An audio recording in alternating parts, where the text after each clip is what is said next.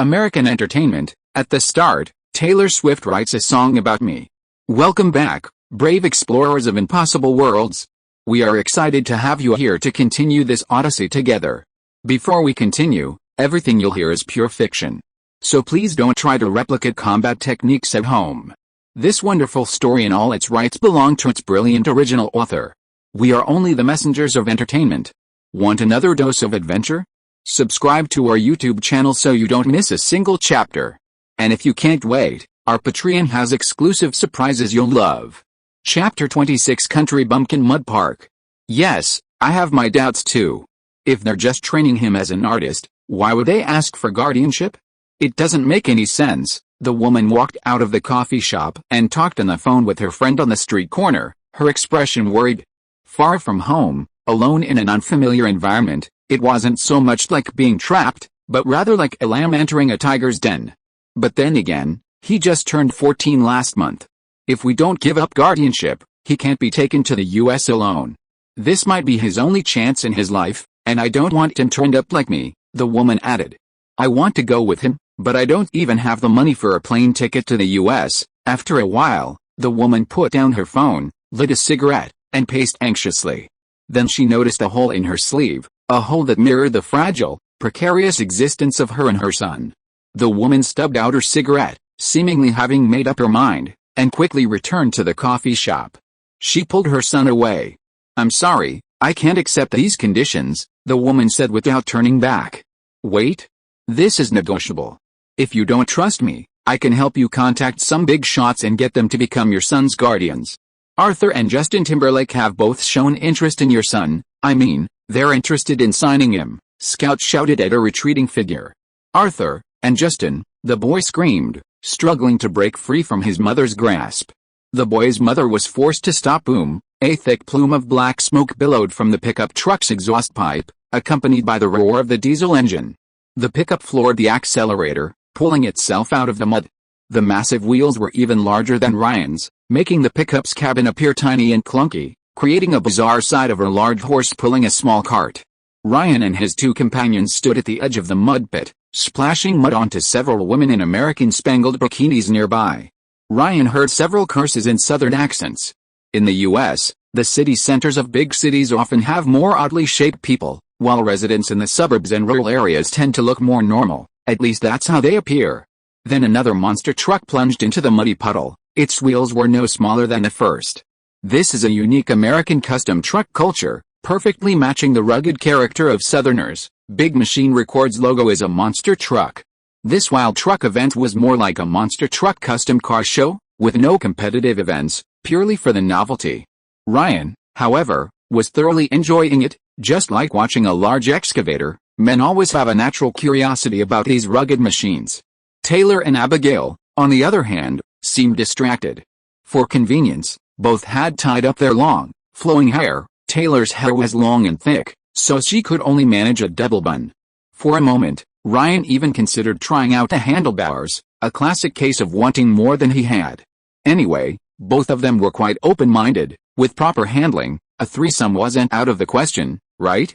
Ryan thought to himself with a glimmer of hope. Just then, Taylor spotted a four-wheeled motorcycle for rent nearby, and the two of them pulled Ryan along, ready to go off-roading. Can you two ride? Ryan asked. What's so hard about that? Abigail wrapped her arm around Ryan's, not bothering to hide it from Taylor beside her, and looked up at Ryan, saying, but I don't want to ride. Taylor glanced at the nearly 3.5-foot deep muddy puddles beside them.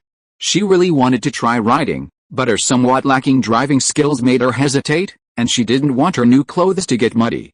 So, the two girls got on Ryan's four-wheeled motorcycle, one in front and one behind. Abigail sat in front, embraced by Ryan, while Taylor sat behind, holding on to Ryan. As soon as they were seated, Ryan lightly pressed the accelerator, causing the vehicle to lurch forward, and Taylor, sitting behind, was thrown against Ryan's back by the inertia. Taylor frowned slightly, realizing this was Ryan's trick. Try accelerating, Ryan chuckled twice. The four-wheeled motorcycle turned onto the dirt road beside the pond. It had rained yesterday, and the road was slightly muddy. The fragrance of the earth, combined with the freshness of the green plants and the scents of two very different shampoos, made Ryan feel refreshed. But Abigail, in front, was being mischievous, deliberately shifting slightly to tease Ryan. "Ouch!" Abigail exclaimed. "What's wrong?" Taylor, sitting behind, asked. "Ryan's being so naughty," Abigail complained. "Stay away from him," Taylor said, frowning. "Yes, stay away from him." Abigail propped herself up on her knees, letting the breeze brush against her face. It felt wonderful. Ryan didn't bother arguing with the two conspirators and instead observed the roadside. He discovered that the pickup trucks parked along the pond stretched for miles, roughly estimated to be over 100, and there were a large number of southern white women dressed in bikinis present today. They were all daughters of farmers, just like in Gretchen Wilson's 2004 song Redneck Woman. "I never chug sweet champagne, I'd rather drink beer all night. Victoria's Secret stuff is good, but I can get the same thing for half price at Walmart, barefoot in the front yard with a baby on my butt. I'm not a high-class person, I'm just a country bumpkin. I'll say hey y'all and yeehaw." They looked young, but had the physique of someone who had worked hard, with round, firm thighs, full of sunshine, and healthy skin. That's the kind of woman who's truly captivating, Ryan thought. But what intrigued Ryan was whether there were really that many farms around, or if each family had an average of 7 or 8 children. That seemed unusual. As they passed a car with its loudspeaker blaring, a woman inside swayed provocatively and slapped Ryan's buttocks twice. Ryan instantly realized that the entire event was also a party, with a promoter recruiting girls. Even if they showed up in bikinis and did nothing, the sheer number of people attracted proved the promoter had extensive local connections. About 20 minutes later, the three arrived at a deserted area with a small, secluded mud pond next to a grove of trees, very tranquil. Taylor, previously somewhat reserved due to her celebrity status, finally had a chance to play. She immediately took off her top, revealing a backless strapless one-piece swimsuit underneath. Abigail threw her clothes onto the nearby grass, and the two girls screamed and jumped into the mud, engaging in a mud fight like children. Ryan joined in, jumping in as well, and the three had a blast. As evening approached, the three mud people returned to use the public showers to wash themselves. As night approached, the sound system blasted, transforming the venue into an open-air barbecue party. Ryan was right, such a large party with so many facilities couldn't have been a spur-of-the-moment decision. Moreover, the bikini-clad girls, as insiders, could enter freely, while outsiders had to pay, clearly a commercial event. "We're done showering," Taylor said, getting dressed and removing her swim cap, her blonde hair flowing freely again. Just as the three were about to leave, someone recognized Taylor and immediately shouted, "Yeehaw! That's Taylor Swift!" Before they could even react, they were instantly surrounded. Chapter 27 Job Hopping. Almost instantly, the three were surrounded by layers upon layers of people, tourists, bikini-clad women, party staff, photographers with cameras. Everyone was there. Taylor refused several times, but couldn't resist the enthusiasm of the crowd, and finally decided to join the party as a private guest. She certainly wouldn't eat the greasy, garlic sauce-drenched American-style grilled ribs, so she became a prop for the impromptu photo opportunity.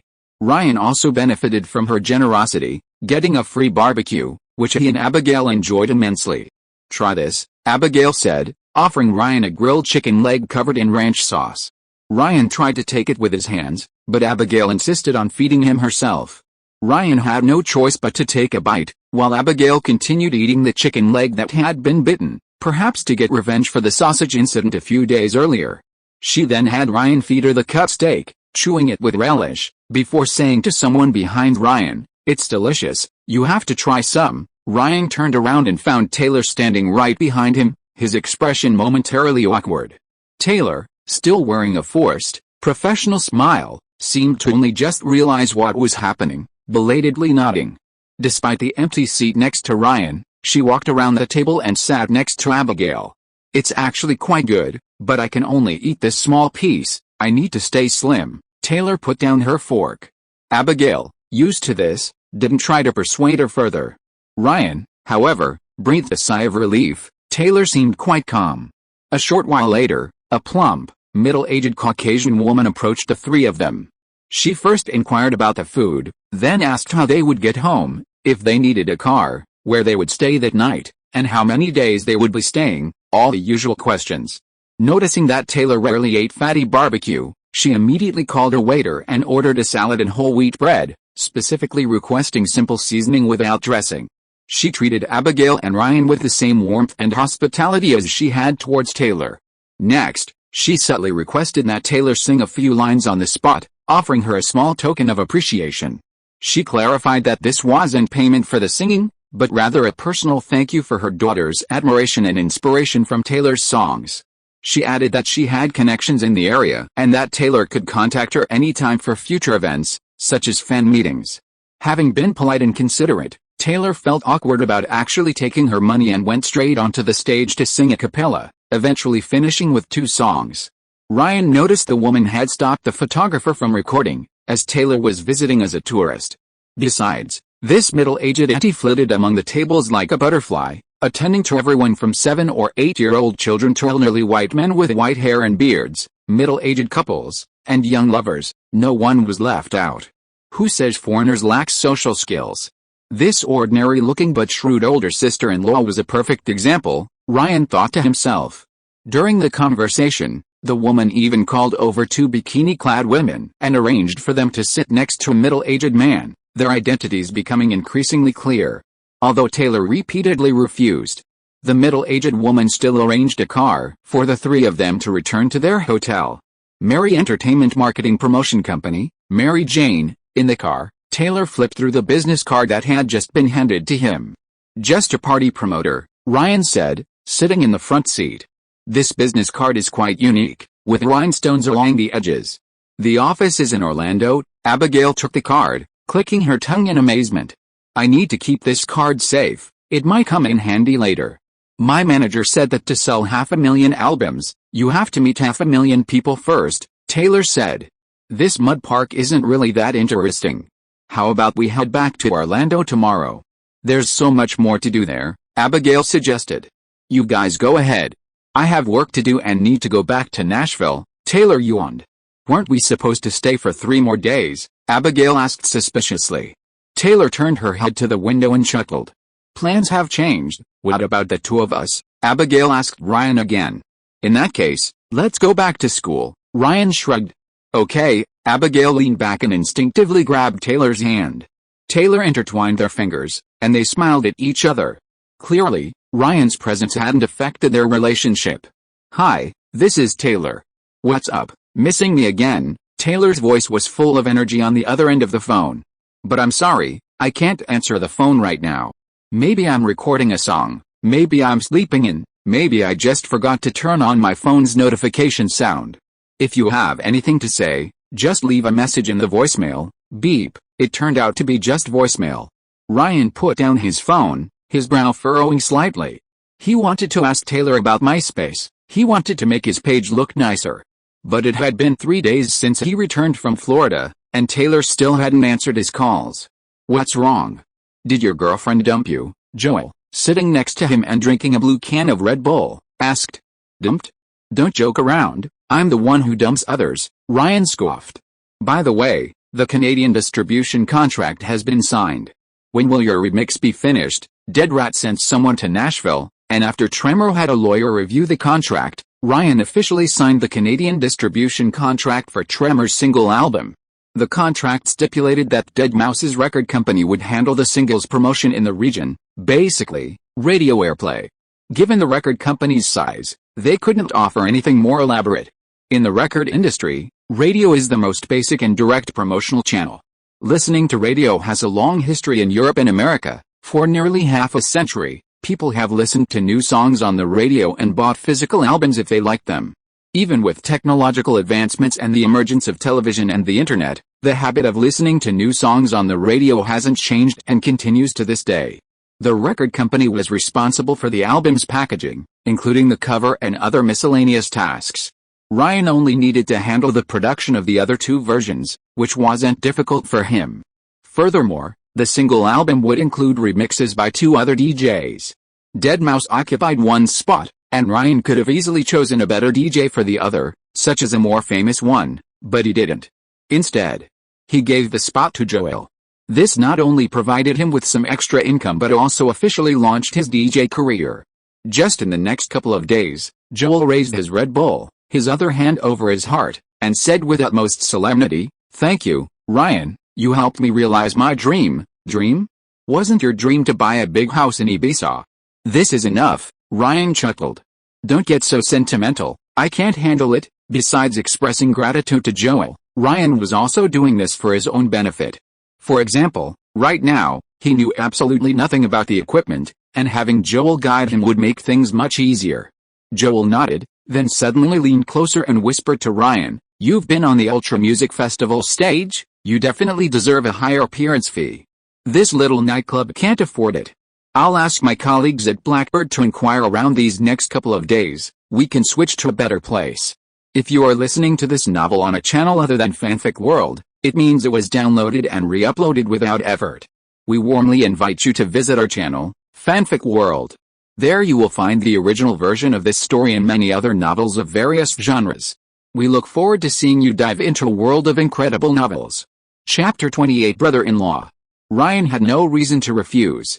This nightclub was awful, small, with poor sound. The Champagne Girls were always the same group of rune warriors, practically all seasoned veterans. "If we're going to go, let's go to the best place in Nashville," Ryan said. "Well," Joel repeated, "in Nashville, music bars are the mainstay of nightlife." The implication was that it couldn't be much better. Ryan had no choice but to compromise, as long as it's better than this one. At dawn, Ryan and Joel walked out of the nightclub together. They parted in the parking lot. Turning around, Ryan saw Abigail standing next to his car.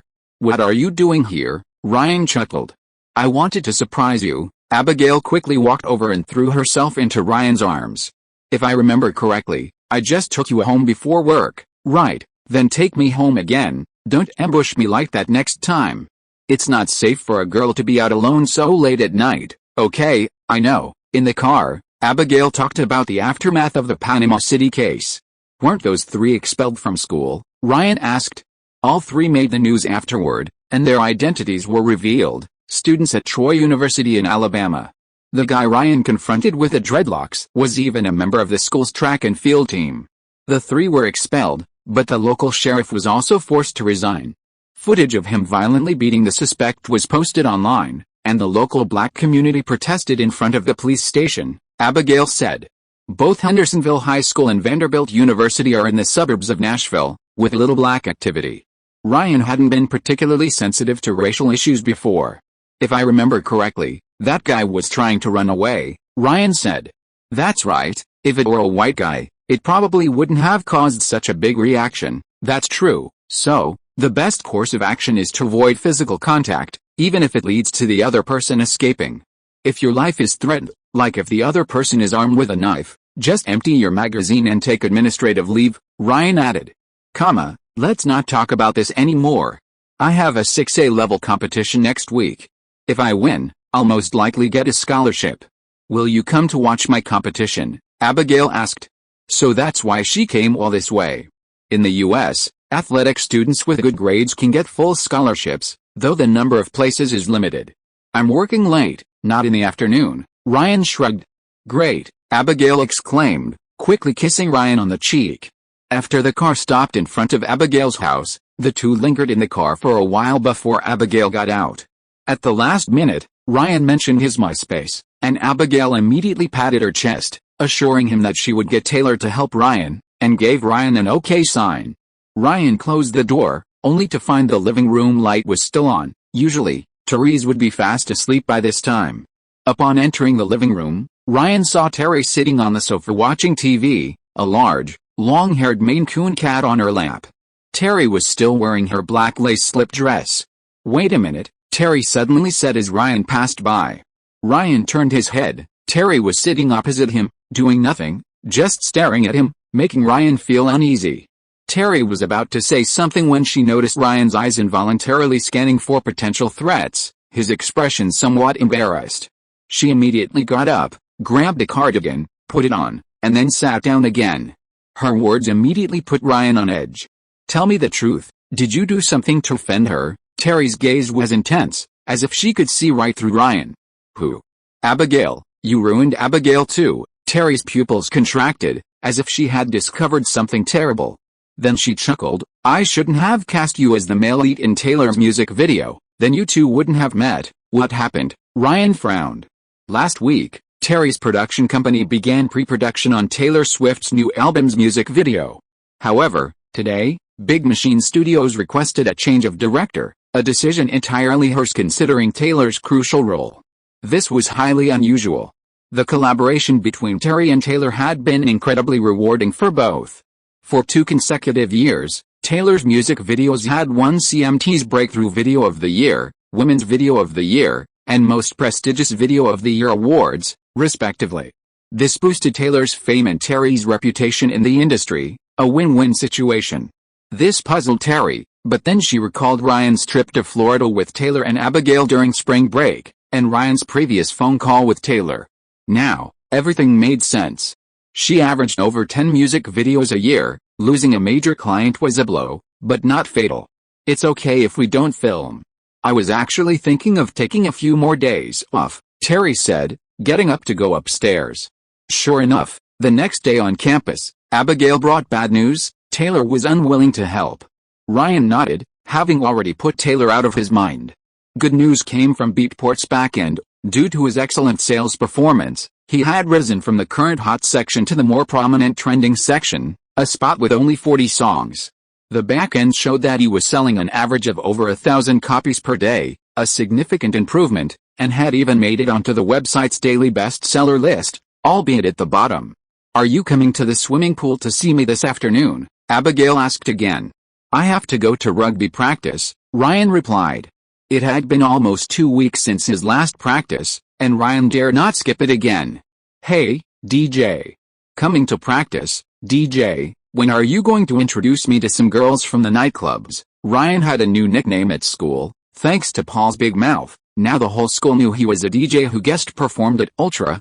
However, considering that electronic music isn't very popular among young people these days, and that the school has produced a genius like Taylor before, Ryan's presence wouldn't cause a sensation. The team members' comments were mostly teasing. The team members greeted Ryan proactively, partly because they hadn't seen him in a long time, and partly because they were in high spirits. Last week, the raiding party had defeated their old rival, Gallatin High School, keeping their hopes of winning the state championship alive. Ryan hadn't even been able to go to the game with the team. He was still in Florida that day. Just then, Paul approached and, as if informing Ryan, said, "You'd better perform well today, or you'll lose your position. A few days ago, a lower-classman filled in for you, and he did quite well." "Really?" Ryan quickly saw his replacement from the previous game, a tall, chubby, brown-haired boy with curly, limp hair that looked rather simple and honest. "Senior Ryan, I finally waited for you." He rushed towards Ryan as if he'd seen a savior. It wouldn't be an exaggeration to say that Austin was trying to compete with Ryan for a position. He was more like Ryan's devoted fan. He introduced himself as Austin, currently a 10th grader. Ryan quickly understood why. While other positions could be coached, tight ends were extremely rare in high school, with most transitioning from other positions in college. Austin was no exception. Originally a running back, his speed wasn't a significant advantage, so he was temporarily relegated to tight end during games, and surprisingly, he performed exceptionally well. Austin now wanted to switch positions but couldn't get targeted training. Ryan wasn't a football coach, but his former high school coach had been a tight end, and from him, Ryan had learned a great deal about tight end techniques and knowledge. Considering his time in school might be decreasing, having a backup would be beneficial. Ryan generously shared his knowledge, but held back on a few key points to avoid teaching a student something he didn't understand. After one training session, Austin and Ryan developed a strong rapport. During a break in training, other team members passed by and teased Austin, "How many men are you planning to put in your sister's new album this time, sister? New album?" Ryan turned around abruptly and looked at Austin's curly hair, which resembled someone else's, except Austin had short hair and a different color. "What's your last name?" Ryan immediately asked. Chapter 29 Visit. Just moments ago, the chubby Austin, who had been all smiles at Ryan, suddenly turned serious, gritting his teeth as he spat out a few words. "Swift, is there a problem?" Judging from his expression, having that surname seemed like a disgrace. Ryan shook his head. He'd heard Taylor mention having a younger brother 3 years her junior, but he didn't know he was also at Hendersonville High School, let alone on the school's football team. Come to think of it, whatever happened between him and his sister was none of his business. A lot of pressure, isn't it? Ryan asked. What, having a celebrity sister? Oh, there is some pressure. There are quite a few people at school, openly or secretly, who are jealous of her, Austin muttered, probably having heard plenty of gossip about Taylor. That was perfectly normal. Ryan knew the gist of those comments without even thinking: slut-shaming, personal attacks, and questions about her talent. These people are all idiots. They can't see how hard she works. Whenever she has free time, she tries to write new songs. When she's busy, you don't see her for a week. To maintain her image, she doesn't dare to eat much, but she's still happy every day. I don't know what's wrong with her these past 2 days. She's been irritable ever since she came back from Florida, like someone owes her money, Austin muttered, guessing she'd been scolded yesterday. If anyone dares to bully her, I can't let her be bullied, Austin said. Absolutely no problem, Ryan nodded. What do you think of her? Austin looked at Ryan, clearly unaware that the person who went to Florida with Taylor was right in front of him, and even less aware of the unspeakable afternoon Ryan and his sister had shared. Ryan casually said, she will become a world-class superstar. That's right, she will become a world-class superstar, standing on the stage, under countless spotlights, singing her heart out to the cheers of tens of thousands of audience members. That's her dream since she was a child, Austin nodded.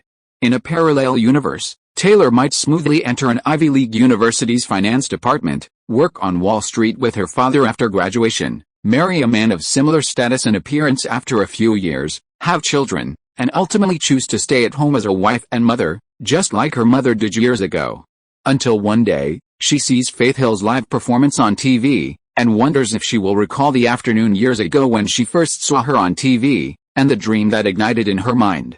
After training, Austin actually invited Ryan to his house, which Ryan naturally declined, making up an excuse to say he would definitely do it next time. Will you still participate in training tomorrow? Austin asked expectantly.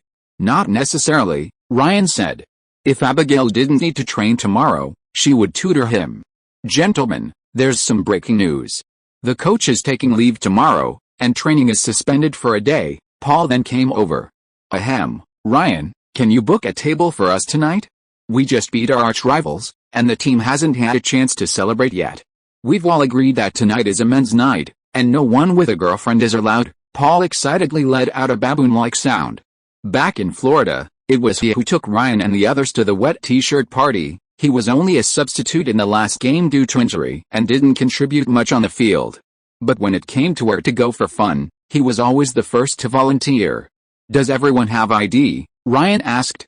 Such a simple question was no problem for Paul. One for everyone, 18 to 90 years old. Fill in whatever you want. Then Paul looked at Austin next to Ryan. Want to come along? Boy Scouts? Summer camp can't compare to that. The women there, oh my, they'll make you dizzy. Paul gestured with his hand as he spoke. Ryan immediately nudged Paul with his elbow, then told Austin to go home tonight. You're allowed to pick up girls at nightclubs, but nobody else is allowed to even look? Don't you consider us teammates anymore? Paul said. Actually, it was because these parties are all split the bill, and having another person meant he'd pay less. Austin nodded in agreement. My sister said we need to actively participate in group activities to fit in. You're quite obedient now, Ryan thought to himself. Late at night, a Dodge Challenger drove through the streets of Nashville's affluent neighborhood. You're home, Ryan said, patting Austin's cheek. The chubby boy's face was flushed, his head slumped, and he smelled faintly of alcohol. He had been wheelchair-bound and unable to move in the end, and no one else knew where Austin lived. They couldn't just leave him at the nightclub, and Joel hadn't gone to work that night, so Ryan, who hadn't been drinking, had to drive him home. Stop it, the drunken chubby boy slapped Ryan's hand away. Ryan gritted his teeth, got out of the car, opened the other door, helped him out, and carried him towards their house. It was past midnight, and only Taylor's house was brightly lit. The whole family was probably frantic with worry. Ryan had just carried Austin into the yard when the door flew open, and Ryan saw Taylor rushing out angrily towards them. As she walked, she muttered under her breath, "You bastard." Seeing that she was about to scold her brother, Ryan quickly explained for Austin, nobody told him to drink more, just 1 cup, only 1 cup. At that moment, Taylor raised her hand and slapped him. Slap. The crisp sound of the slap was particularly loud in the quiet night, startling a nearby German shepherd, which barked loudly. Austin scratched his neck, feeling no pain at all. Because he wasn't the one who got slapped. Ryan dodged to the side at the last second, and Taylor's slap landed on his shoulder. He immediately put Austin down, and the chubby boy collapsed onto the ground, falling asleep instantly. "Are you ever going to stop?" Taylor gritted her teeth, her anger directed at Ryan the entire time. Ryan was about to speak when he heard a voice behind Taylor. "Honey, how could you hit someone?" Then he saw a plump middle-aged woman emerge from the house. Taylor's blonde hair was exactly like hers. She was clearly her mother. Following closely behind was a middle-aged man a head taller than Ryan, with hair the same dark brown as Austin's. Taylor and her brother's height was clearly inherited from him. Upon smelling the alcohol on Austin, the middle-aged man realized something and prepared to help Austin up, but Ryan quickly stepped in. "You're not allowed to touch him," Taylor shouted immediately. "Shut up," Taylor's father, Scott, snapped. "How can your father carry him alone? Besides, they kindly brought your brother back." "Don't be so rude," Taylor's mother, Andrea, chimed in. Taylor wanted to speak again, but a glare from her father forced her to shut her mouth. "They're up to no good," Taylor thought to herself. She stood by, biting her lip the entire time, frowning as Ryan practically single-handedly carried her younger brother into the house, into his room, and onto the bed. A drunk person is already quite heavy, and Austin was an inch taller and heavier than Ryan, so even Ryan was panting after doing all that. "I'll get some water. Look how tired this child is, let him rest for a while," Taylor's mother said immediately, noticing the sweat on Ryan's forehead. "Mom, it's getting late, let him go home quickly," Taylor said, pulling Ryan towards the door, not wanting him to stay a second longer. But they bumped into his father, who wore glasses and had a serious expression. "He must stay. I have something to ask him," Taylor's father, Scott, said in an unquestionable tone. Some readers may have already seen Taylor's parents appear in Chapter 3. I revised it that night, deciding to expand this storyline, so this is the first time the protagonist meets Taylor's parents. Chapter 30 Family Conversations. On Friday, they faced Gallatin High School's football team at Clements Stadium. Austin came on in the third quarter and went on 6 drives for a whopping 70 yards, just like Tomlinson of the Chargers, the NFL's best running back in 2007. He helped Hendersonville beat their arch-rivals, and of course, the team invited him to tonight's celebration. And as you saw, he only had one drink, just a tiny one, in the elegantly decorated living room of the Taylor family home, Ryan explained, holding a cup of Ceylon tea brewed by Taylor's mother. Taylor's parents, sitting on the adjacent sofa, exchanged a glance, not noticing anything amiss.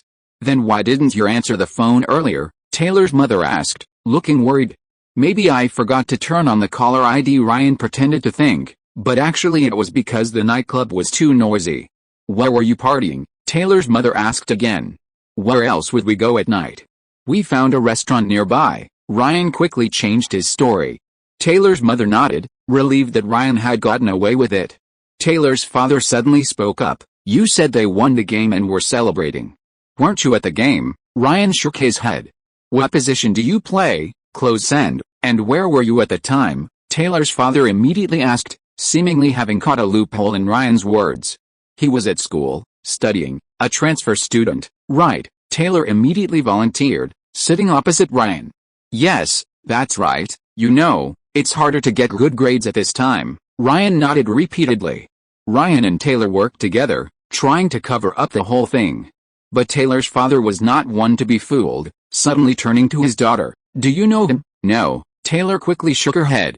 "Don't know him?" "Oh, I know him a little, through Abigail." Taylor quickly changed her story, forcing a smile, her nervousness almost written on her face. How could the middle-aged man who had watched Taylor grow up not see Taylor's nervousness, and seemed to have sensed something? "Daughter, your mother and I are here. You need to tell the truth now. What is your relationship with him?" "Nothing at all. To be precise, we're somewhat related. He's Teresa's nephew." Taylor smiled. "Really nothing at all?" Taylor shook her head vigorously. "Then why did you slap him?" Taylor's father raised his voice. I didn't mean to," Taylor mumbled. "Apologize to him right now." "I have to apologize to him." Taylor was 100 times unwilling. "Your father is right. He kindly brought your brother back. You should be thanking him," Taylor's mother chimed in. Under her parents' forced command, Taylor finally reluctantly apologized to Ryan. Taylor's father nodded and then exchanged pleasantries with Ryan. This time, the questions were exceptionally detailed, including Ryan's relationship with Tracy, his academic performance, where he had lived before, and his future plans. Ryan didn't mention that he had been a model or that he was currently working in a nightclub. He crafted a classic image of a family tragedy, left unattended, who came to Nashville to return to school, working hard to get into a prestigious university's football team, the kind of child middle-class American parents adore. What a self-aggrandizing child, Taylor scoffed, inwardly cursing Ryan's shamelessness. Then Taylor's mother even offered to let Ryan stay overnight. He has his own car, don't make things difficult. Taylor quickly got up and led Ryan away. Who told you to get close to him? What do you want? If you keep this up, I'll. Taylor suddenly couldn't think of any threats. Ryan used to need her help, but the situation was completely different now. Help me with the decorations for my space, preferably with the same operating company as you, Ryan said directly, without further ado. Taylor's work schedule was so busy, there must be someone specifically managing these things behind the scenes. Should I get you another PR manager? Taylor sneered. That would be even better, TCH, Taylor waved her hand. Then restart your collaboration with Therese, Ryan made his second demand. This whole thing started because of him, and he had to give Therese an explanation. You'll beg me, Taylor blurted out, arms crossed. What? Ryan didn't react for a moment. Taylor chuckled. I mean, you have to swear you won't harass me anymore, including my family and Abigail. Harass? Without me, your brother would still be lying in that nightclub, Ryan reminded her. Then break up with Abigail, Taylor said in a commanding tone. Okay, I'll tell her tomorrow that I have to break up with you because of pressure from your friend, because your friend doesn't like me, so what? I'm doing this for her own good anyway. Taylor felt a little guilty. Don't even think about it. She's gentler than you, more considerate than you, more caring than you, and 10 times more passionate in that area. We're a perfect match, Ryan smiled. Bullshit, Taylor finally snapped, bursting into a tirade. While Ryan and Taylor were arguing, in the room, the middle-aged man, still awake, stood by the window, one hand pulling back the blinds to observe everything. How is it, Scott? They're not already kissing in the car, are they? Taylor's mother tiptoed closer, having just come from her youngest son's room. No, but they seem to be having a passionate conversation, Taylor's father reported. Compared to Ryan's biological mother, who hadn't called in 6 months, Taylor's parents were incredibly attentive to their daughter, more responsible than most American parents, especially when it came to matters of the heart.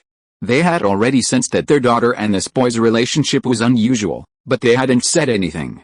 This isn't a good sign. She's never hidden her new boyfriend from us, Taylor's mother said worriedly. My daughter's grown up, it's normal for her to have her own thoughts. Besides, the two of them didn't seem to be doing anything intimate, they've probably just started dating. As for that slap at the beginning, she was just too hasty. Didn't she see how stunned the boy looked? That's not a normal reaction. Taylor's father analyzed the scene, recalling what he saw when he left, and finally came up with a reasonable explanation.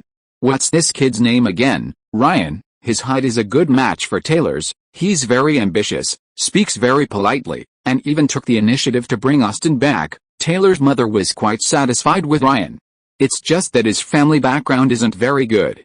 Maybe we can sponsor his college education. Taylor's father had a sudden idea. Nonsense, Taylor's mother laughed and scolded.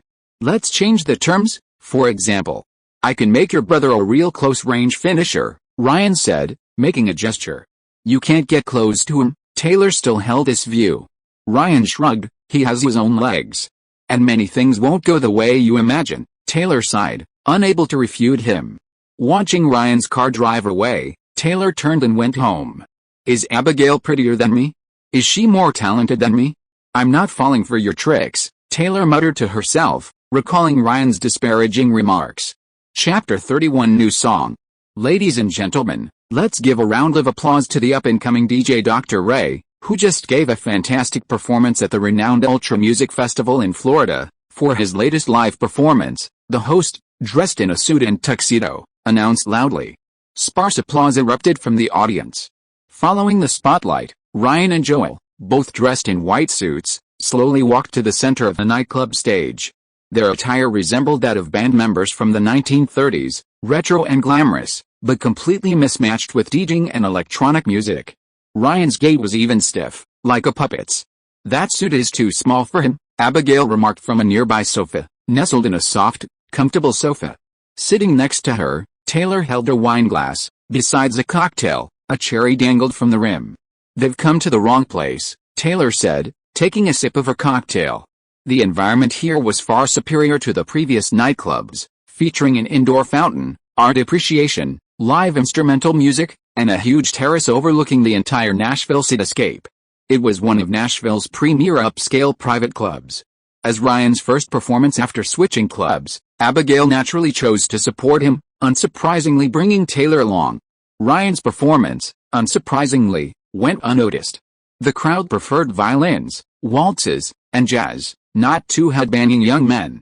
"Maybe we could try some classical yet modern electronic music, giving the audience a timeless experience," Ryan said to Joel while drinking a can of Coke after his performance. "As far as I know, only one electronic music group could possibly produce that kind of music, dumb punk. They're not DJs, they're true artists. As for us, I think we should focus on keeping our jobs." Joel shook his head, waking Ryan from his daydream. Through a colleague's introduction, the two got a performance opportunity at this nightclub, with their performance fee increasing several times over. And all they had to do was perform for 30 minutes. It seemed like a much better deal than their previous place, but after the performance, Ryan realized it wasn't like that at all. Besides the mismatched styles, their play repertoire was strictly limited. The nightclub only allowed 2 people to play electronic music that suited the club's style. Unable to play his signature pieces, Ryan could only try mixing classical music like Tistau, but the result was a hodgepodge. Not only the audience, but even he himself couldn't stand it. At that moment, he understood that the only reason he was there was because he had performed at the Ultra Music Festival. Who he was didn't matter. "Why have you been thinking about these weird ideas these past few days? You should continue exploring the big room style. Those MySpace fans are still waiting for your new work," Joel reminded him. Ryan was troubled by this problem. Ever since he received an electronic music track a month ago, the feeling of déjà vu hadn't returned. The two walked down the corridor and circled around to the nightclub entrance. From a distance, Ryan saw Abigail waving at him. Ryan and Abigail had finished their work and were free to do as they pleased for the rest of the night. They could go home or entertain friends. "Hey, Joel," Taylor greeted Joel, but only glanced at Ryan. Ryan and Abigail, on the other hand, seemed much more intimate. Taylor forced a smile. To lighten the mood, Abigail started gossiping about a certain cheerleader at school. "She wears sexy short skirts every day, and there's no desk to block the view during class, so people always drop pencils and erasers throughout the whole period. Let me guess what she looks like," Joel said, intrigued. "Black hair, always smelling of perfume, touching up her makeup during breaks, and always speaking with a fake California accent, even though she's never been to the West Coast." Abigail and Joel burst into laughter. Ryan and Taylor just chimed in, completely uninterested in the topic. "Abigail, what did you think of the music just now?" "I used a brand new bass drum." Ryan tried to talk about his music.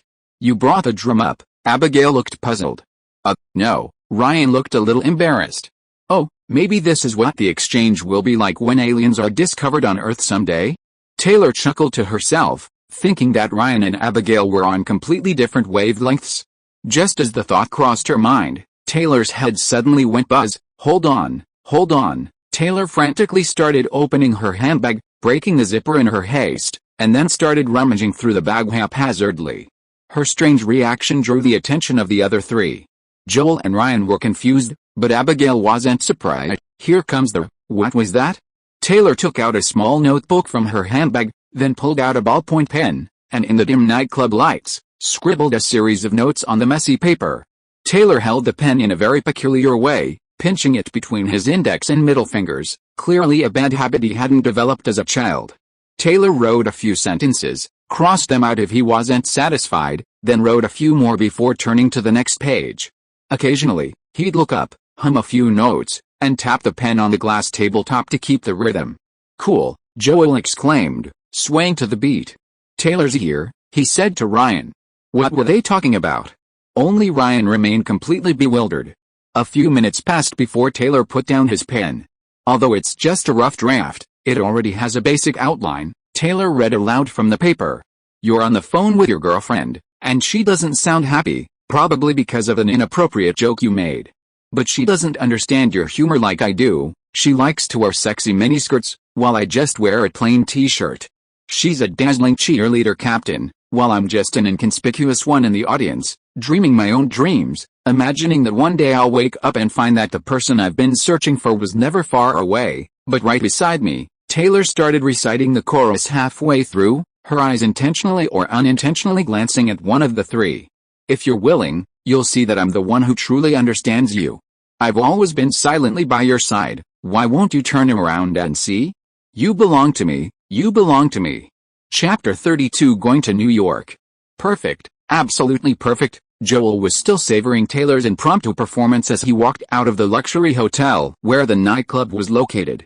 Then he turned to the country music starlet who was a head taller than him. "You were more suited to be on that stage than we were, forget it." Taylor quickly shook her head.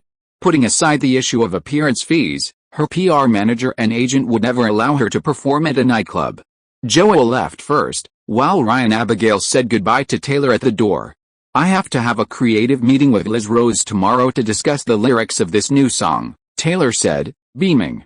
This was her typical creative process. She would get inspiration from an event, a person, or even a scene or a sentence, and then quickly come up with a core theme, some lyrics, and the chorus melody. This was the soul of the song. The rest was about extending and filing in these inspirations, repeatedly revising and perfecting them until the final lyrics and melody were formed, and then she would work with Nathan Chapman to complete the production.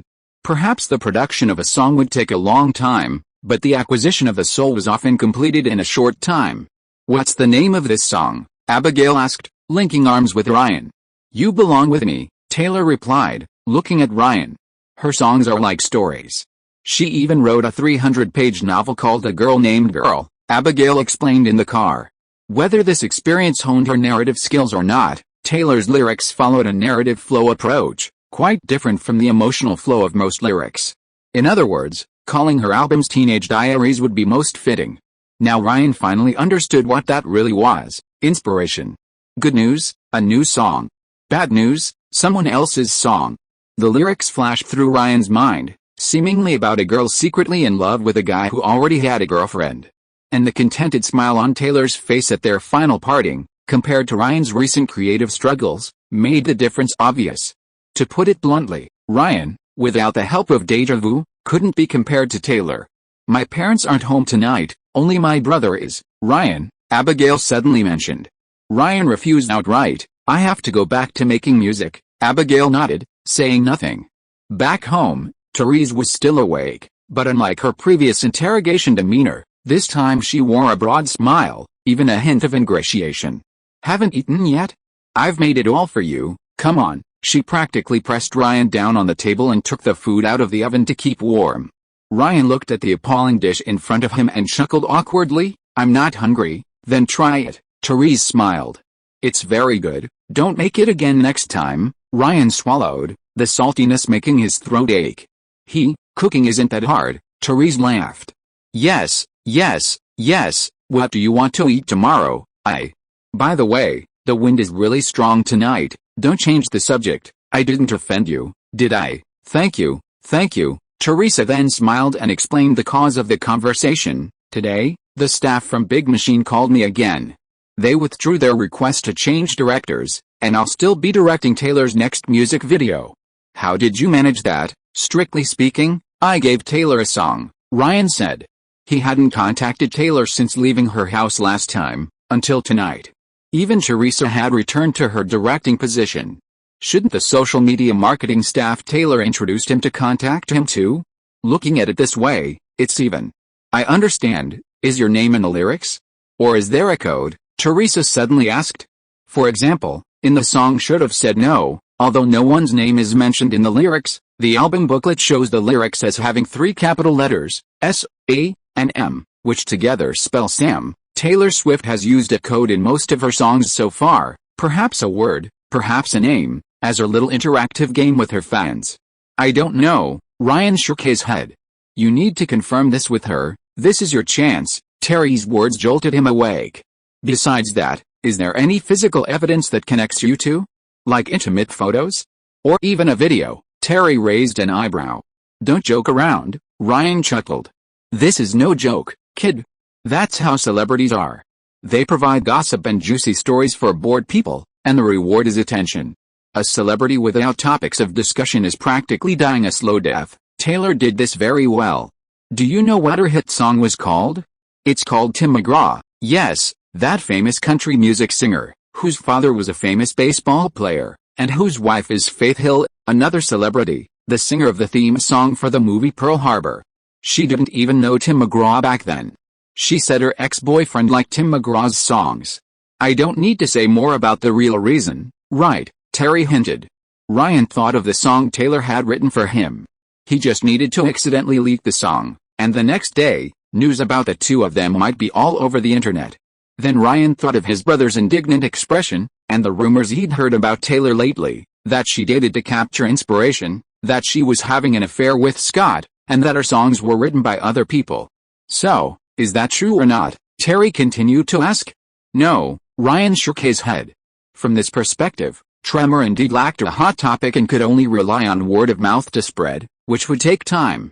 After finishing his meal, Ryan sat down at his computer as usual and began trying to create a new song. After half an hour, Ryan decided to give up. But instead of shutting down the computer as usual, he played Taylor's song for him, Hot Afternoon. After considering it for a long time, Ryan made some changes to the song. 5,000?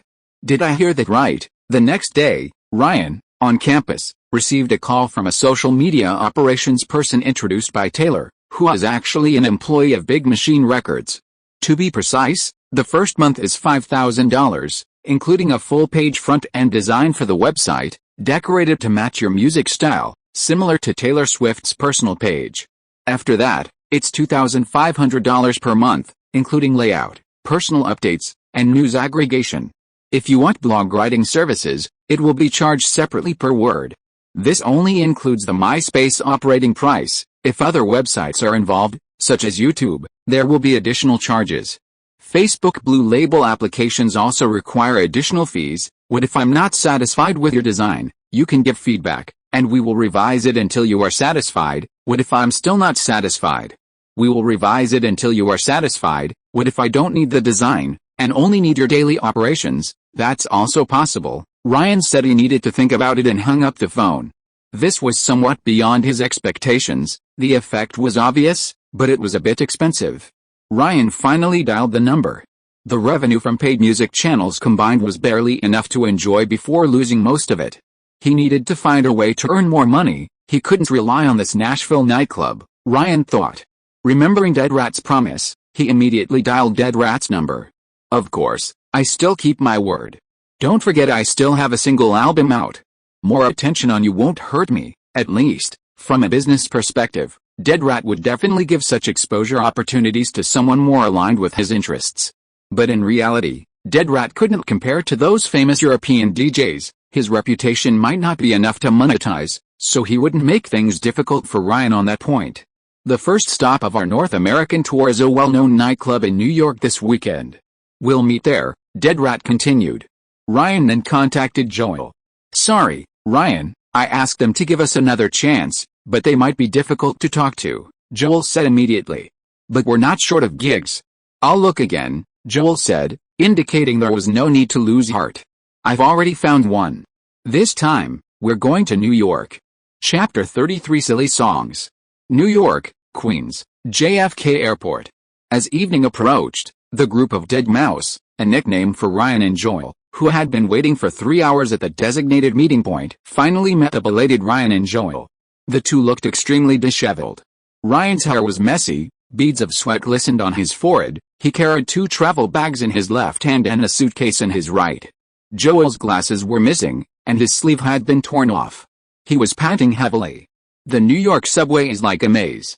We got on the wrong train and even ran into a lunatic in the car. Ryan gulped down a whole bottle of water. I told you, never go into an empty car on the New York subway, Joel said, wiping his sweat with a handkerchief. Joel's phone was also stolen by a black guy, Ryan explained. I just bought an iPhone, first generation. That phone can send lolcats pictures. It's a kind of internet meme. Anyway, Thank goodness Ryan ran fast enough. Joel patted Ryan on the shoulder. He ran like crazy, and I chased like crazy. In the end, even he couldn't keep up and gave me back my phone. Ryan nodded. Then we rushed here without stopping. Joel glanced at his watch. We shouldn't be too late, right? Ryan chuckled awkwardly. Joel had chosen Southwest Airlines to save on baggage fees. Not only were the seats cramped, but the worst part was that Southwest Airlines didn't land at JFK Airport, it landed at LaGuardia Airport. So the two of them had to rush here in a panic, only to go the wrong way, leading to a series of chain reactions. Luckily, the original owner had lived in the city for almost a year. Dead Rat's agent, Marvin, wiped his face, his expression as unpleasant as if he had swallowed a fly. Are these two really reliable? He turned around, leaned close to Dead Rat, and whispered the question. Dead Rat looked somewhat embarrassed, noticing the large amount of luggage the two were carrying. So, you're moving to New York? Joel noticed that Dead Rat and his group had brought almost nothing, and suddenly realized, making up an excuse, you know, to achieve the best performance effect, we usually bring our own equipment. It seemed the two really had no performance experience. Dead Rat sighed. We have 1 hour to reach the nightclub in Harlem. If there's no traffic at the RFK bridge, we can still get there on time. Marvin smiled, then suddenly changed his expression and roared, only if you two can move this pile of junk into the van in 1 minute. Right now, fortunately, there was no traffic at the RFK bridge, and the driver was quite efficient, giving Ryan and Joel only 15 minutes to prepare, but they still couldn't change their equipment. Ryan, have you noticed something strange around here? Joel, who was fiddling with cables, looked up. Yes, there are a lot of black people in this nightclub. Ryan, standing next to him, nodded. The indoor nightclub was now packed with black people, while whites were a tiny minority. This was unusual. At the Ultra Music Festival, black audiences were the minority. It wasn't that black people lacked the talent for electronic music. In fact, music is a racial talent of black people, and American music is practically synonymous with black music. In the electronic music world, house and techno were pioneered by black people, and there are many veterans like Cal Cox among them. Dr. Dre's first public performance was as a DJ. It's just that black people simply don't like listening to electronic music. That's perfectly normal. Black gatherings only play hip-hop. It's called the new racial segregation of the 21st century. You can smash a hole in a physical wall with a sledgehammer, but the wall in your heart is much harder to tear down. There are so many black people here because we're in Harlem, the predominantly black area of Manhattan, Joel whispered. Black cultural revival. Ryan remembered Abigail mentioning this. That's right. During the Great Depression, black people made up 70% of the population here, which gave rise to a generation of black writers, poets, and black theaters. This is the birthplace of American culture. Street culture came half a century later, let alone hip-hop. So here's the problem, since black people don't like electronic music, and there are so many black people here, Ryan had a vague sense of foreboding. We'll play it by ear. If they don't like electronic music, we'll play hip-hop instead. They won't kick me out, Joel was very confident. Ryan nodded. The initial warm-up performance went smoothly. Joel brought a classic medley to ignite the crowd, and Ryan cut in at the crucial moment, playing Tremor. Hands up, Ryan jumped on stage to the rhythm, raising his hands high. But no one responded. The nightclub was dimly lit, and Ryan could only vaguely see patches of white crescent moons, black people's teeth. The scene was even more unsettling. Ryan had no choice but to return to the DJ booth. We'll have to change the track now. Joel started manipulating the disc player, and the next second, Tremor's bass was amplified dramatically, producing a deafening roar. Shit, in a panic, Joel quickly turned the button down. All the sound in the room vanished instantly, and everyone in the audience looked at each other in disbelief. What happened? Joel was sweating and his movements were somewhat flustered. I'll take over. Ryan took over Joel's job. Then I'll take charge. Joel took a deep breath and picked up the microphone next to him. It seems there's something wrong with our equipment. We were just about to play your favorite hip-hop, boom boom boom, Tititica. Joel gesticulated wildly as he did a beatboxing routine. The audience fell silent. Then how about we tell a joke, haha, Joel chuckled awkwardly, like a TV host trying to make conversation due to a technical problem with the broadcast. I can prove that God is black, Joel said. Do you know why? Everyone calls him father, but no one has ever seen him, ha ha ha. Let's do another one. Do you know what Nike and KKK have in common? A huge chorus of boos erupted from the audience. They can both make black people run faster. Misunderstanding. That kid has intellectual disabilities. I just got the report. I swear, I absolutely didn't mean any offense. Marvin's voice could be heard negotiating with a nightclub employee at the door. Why? Joel wiped away his tears with a tissue, accidentally touching the bruise on his eye and wincing in pain. Luckily, Ryan pulled him away immediately, and luckily it was in Harlem, Manhattan. If it had been Brooklyn or the Bronx, Joel would probably have been riddled with bullets. Dead Rat slumped on the sofa, staring blankly at the ceiling. Ryan was on the phone, inquiring about flights back to Nashville for tomorrow. His 3-day show in New York was now over.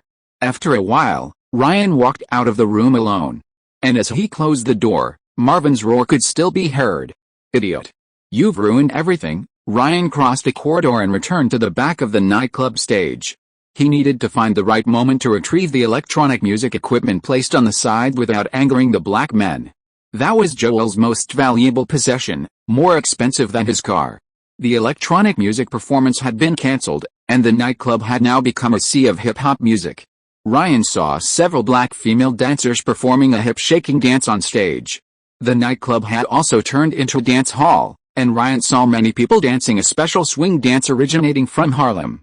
Their legs were stationary, and their upper bodies swayed wildly as if electrocuted. This was called the Harlem Shake. In an instant, a long-lost strong sense of déjà vu returned. The bass drum beats that entered Ryan's ears seemed to have been reverbed and delayed, and the brass sounds in the powerful bass were particularly clear. Con los terroristas, together with terrorists, ta-ta-ta-ta and do the Harlem Shake, along with a melody. A series of video clips flashed through his mind. Completely different from the previous Tremor music video, this time a large number of video clips were spliced together. These scenes were very lifelike. 1 second the people in the clips were doing normal things, going to class, going to school, working, exercising, cooking, eating, etc., and the next second, they were suddenly dressed in all sorts of bizarre costumes, swaying wildly to the rhythm of the Harlem Shake, making all sorts of strange movements. It was like a parody video on YouTube, but unlike other parodies, these videos were constantly being imitated, and after being imitated, they would spread again, like a virus constantly replicating and spreading within a group. Commonly known as viral spread. Ryan thought of the lolcat memes Joel was collecting. Although it was a silly song, it had the potential to develop into an internet meme. Ryan thought to himself. Choosing a silly song was for quick fame, to serve the plot. The next song is Progressive House, which is quite popular and well known. Chapter 34 Sampling. Undoubtedly, Tremor is a fantastic electronic piece. Ryan couldn't even find a similar work on Ultra Music. This simple yet energetic electronic music was years ahead of its time. Admittedly, excellent works often gain recognition through word of mouth over time, but that doesn't mean they will necessarily become a market sensation in a short period. Lacking a buzz factor, Tremor had to rely on word of mouth, which would take a long time. From this perspective, Tremor might not have been the most suitable debut for Ryan, who hoped to quickly build fame from scratch. However, it was all thanks to the feeling of déjà vu, and Ryan didn't have the luxury of being picky. But with a second electronic music piece that brought about this feeling of déjà vu, the situation was completely different. She could gain initial attention by associating with celebrities, so why couldn't I? But then again, the immediate priority was to produce the song. Ryan recognized the female voice in the music as speaking Spanish. He immediately dragged the bunch of equipment back to the dressing room, where everyone else was also packing up their belongings, ready to leave together. The performance had been cancelled halfway through, and everyone's expressions were somewhat somber. So, we can go back to Nashville now, right? Ryan was focused on getting Harlem Rock produced as quickly as possible. deadmau5's manager, Marvin, scoffed. Are you kidding me? You can leave, but pay the penalty for breach of contract. You two owe us money now, understand? Ryan had already apologized on Joel's behalf. Although Joel had botched the show and deadmau5's team had to pay extra, Ryan and deadmau5 still had a working relationship. deadmau5 indicated that part of the penalty would be deducted from Joel's earnings from the single album. Next, we'll have to ask Marvin to find a suitable nightclub for the performance. The price is negotiable, deadmau5 said with a forced smile. The next stop on the tour was in a week. The team had already traveled from Canada to New York. Airfare, food, lodging, and wages for the past few days were expenses. Even if this incident couldn't turn things around, it would be good to recoup some of the losses. Since they still had to perform, Ryan and Joel couldn't leave. "I don't want to see them again next week." Marvin had had enough. He took out his phone and tried to contact some local New York performance agencies and intermediaries. Ryan and Joel had just returned to their hotel room when John, who had been sobbing, immediately stopped crying. "Marvin practically wanted to eat me alive. If I didn't cry my eyes out and show weakness, those black guys really go all out." Joel checked his face for injuries in the mirror. "I don't know whether to call you smart or stupid." Ryan shook his head and immediately opened the equipment case, taking out his laptop. "What are you doing with your laptop?" "I got my period," Ryan said without looking up. "You got yours too." Joel immediately went to Ryan's side.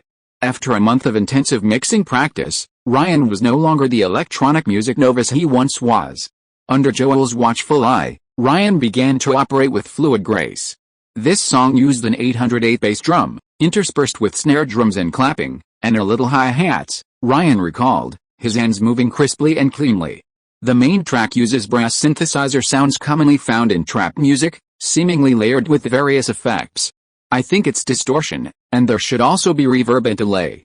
Ryan put on his headphones and listened to it a few times. "No, something's missing." "Yes, that's it. A low pass filter was added to the drum kit. That makes it right, perfect." After completing the main track, Ryan followed the same method to complete the FX track. A new electronic music track was essentially finished, taking no more than 15 minutes. Joel, standing nearby, was completely stunned. Normally, DJs would first come up with a main track and then expand upon it, adding various effects and details. It's like sculpting a sculpture. Taylor's creative process is no different. But Ryan was completely different. He completed an entire track first, and then worked on the other tracks. It's like building a house: first lay the foundation, then build the floors, and then do the exterior and interior decoration. In other words, a complete electronic music piece had formed in his mind from the very beginning. "You're a fucking genius." Joel completely forgot his physical pain. "It's missing the soul of this song, the vocals," Ryan said. The next difficult part of the song's production was that Tremor's vocals were simply 3, 2, 1, go, which was easy to find substitutes for. But this song was different. The timbre and lyrics were quite unique. Ryan imitated a line from the song in his memory for Joel. "It's Spanish." Joel scratched his head. "Can you spell it out?" Joel shook his head. "But Dead Rat's henchman is Hispanic. He'll definitely recognize it." Ryan immediately went to get someone and finally got the spelling of con los terroristas, with terrorists. "Maybe this line is also a sample," Ryan tried, then searched online, but the results were disappointing. Ryan's guess was actually correct, but the original sample of Harlem Rock's Con Alegria wasn't produced until 2 years later. "Then we'll have to record it ourselves," Ryan continued. "That's right," Joel nodded. "So, where are we going to find a Spanish-speaking woman?" "Finding one might be easy, but getting the right feel for the voice isn't so simple." As he spoke, he noticed Ryan looking at him. "You're not asking me to do it, are you?" Joel exclaimed in surprise. "Why not? Your voice is naturally high-pitched. I can use software to transform it into a female voice," Ryan said, spreading his hands. "As long as you don't mind the final result, I'm fine with it," Joel chuckled. As for the recording equipment, Ryan took out the equipment Joel had brought. Although it wasn't a recording environment, with the various effects, such minor distortions wouldn't affect the listening experience, so there was no need for high-end equipment. "Yes, that's it. It's like throwing the voice out," emphasizing the last syllable of ta, Ryan instructed, with his Hispanic assistant correcting his pronunciation. Half an hour later, Ryan finally obtained a relatively satisfactory version. Then, he refined the voice, making it sound like a woman's, and then added it as a vocal track to the song. Almost there, just one last line: "Do the Harlem Shake." Ryan used his search magic again, and this time he easily found the source, the phrase from Plastic Little's 2001 hip-hop song Miller Time. Ryan planned to try contacting them tomorrow to get permission to sample the song, but for now, he naturally wanted to extract the lyrics and finish the production first. There was a knock at the door. Joel opened it, and deadmau5 stood outside. "What are you three doing here?" deadmau5 squinted. "Ryan is working on a new song. Actually, it's already finished. You have to hear it. This time it's different, it's a dance track. Joel looked delighted. So, Marvin found a new nightclub to perform at, Ryan turned and asked. Yes, still in Manhattan, but this time in Greenwich Village. That nightclub is close to NYU, so there will be fewer black people there, Deadmau5 nodded. If you are listening to this novel on a channel other than Fanfic World, it means it was downloaded and re-uploaded without effort. We warmly invite you to visit our channel, Fanfic World. There you will find the original version of this story and many other novels of various genres. We look forward to seeing you dive into a world of incredible novels. Chapter 35 Sorority. Greenwich Village, the birthplace of American counterculture, where Bob Dylan sang in bars, Robert De Niro performed in theaters, the sexual liberation movement started here, and of course, it's the final stop of the annual New York Halloween parade, Joel remarked as he walked alongside Ryan along the narrow alley. But to Ryan, aside from the many more stylish shops lining the streets, it seemed no different from anywhere else.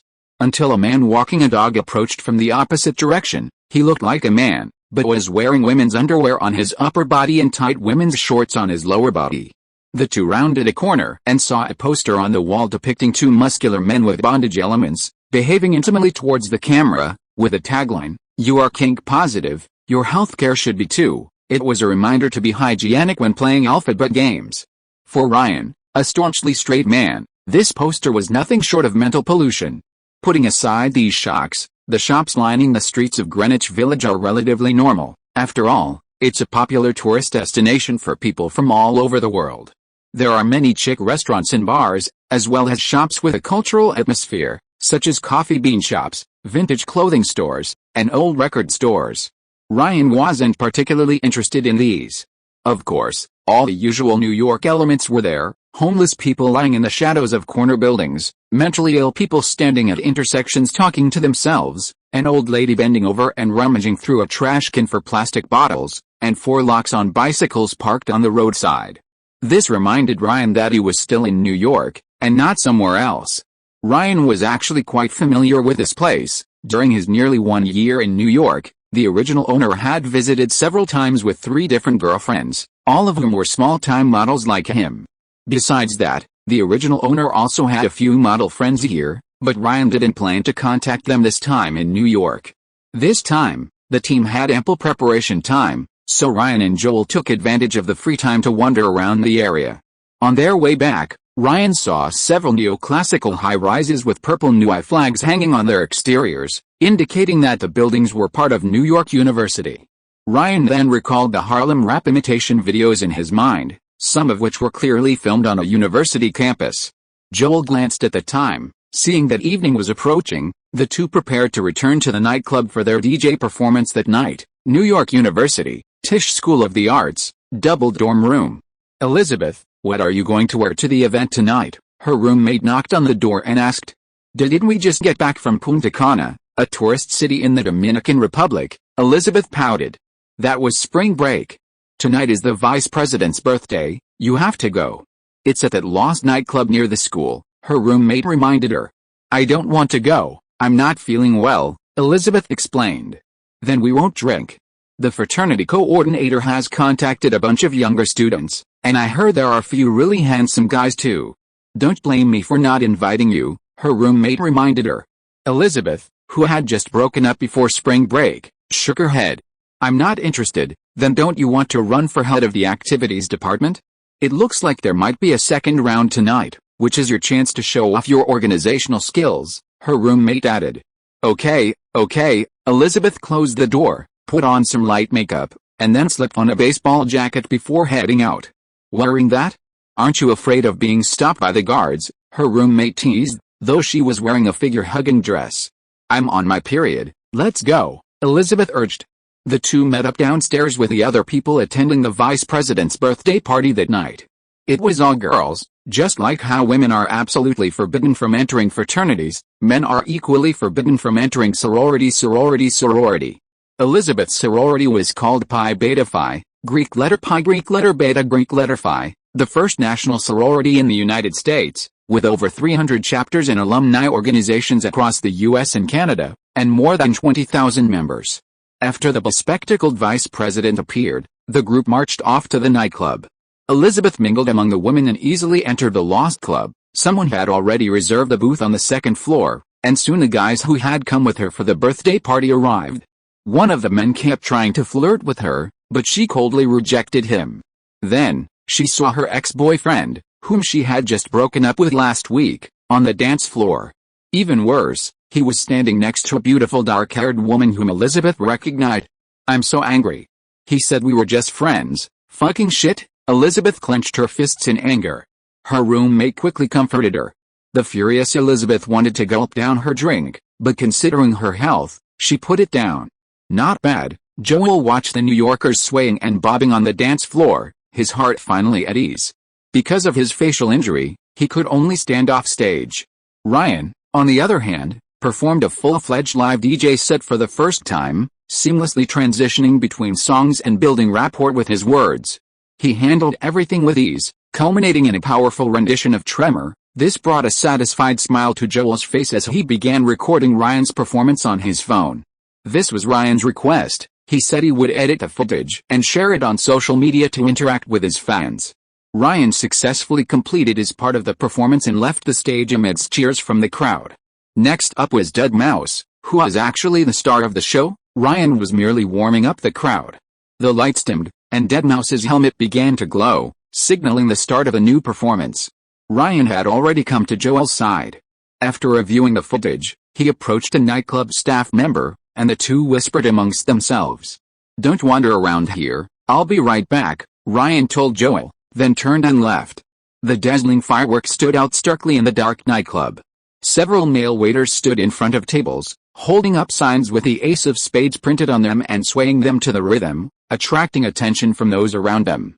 This was a regular performance at the nightclub. Whenever someone opened the ace of spades, an expensive type of champagne, staff would line up like this to perform the opening ceremony, precisely targeting the customer's desire to show off.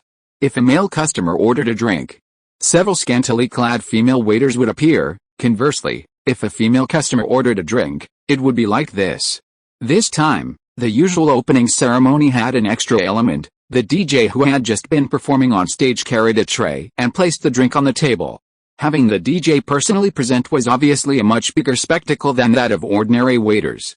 This made the sorority vice president, who was celebrating her birthday that day, even happier, her mouth practically splitting into a grin, and she quickly gave the DJ a tip. This was Ryan's fifth table of guests today.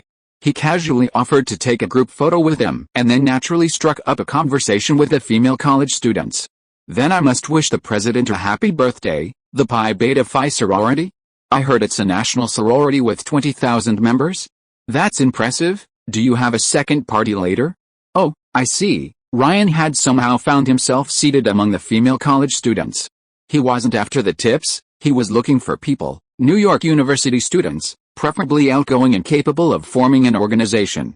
The Pi Beta Phi sorority members were his ideal targets. Seeing the DJ's enthusiasm, the others asked Ryan questions about electronic music, and some even complimented his good looks. Then, Ryan casually mentioned that he used to be a model living in Manhattan's East Village. The female college students suddenly realized and collectively screamed. "No wonder he's so handsome," his roommate said to Elizabeth beside her, glancing at Ryan while eating fruit. Still immersed in grief and anger, Elizabeth had no interest in looking at the handsome guy. She picked up her phone and prepared to leave. "Where are you going?" her roommate asked hurriedly.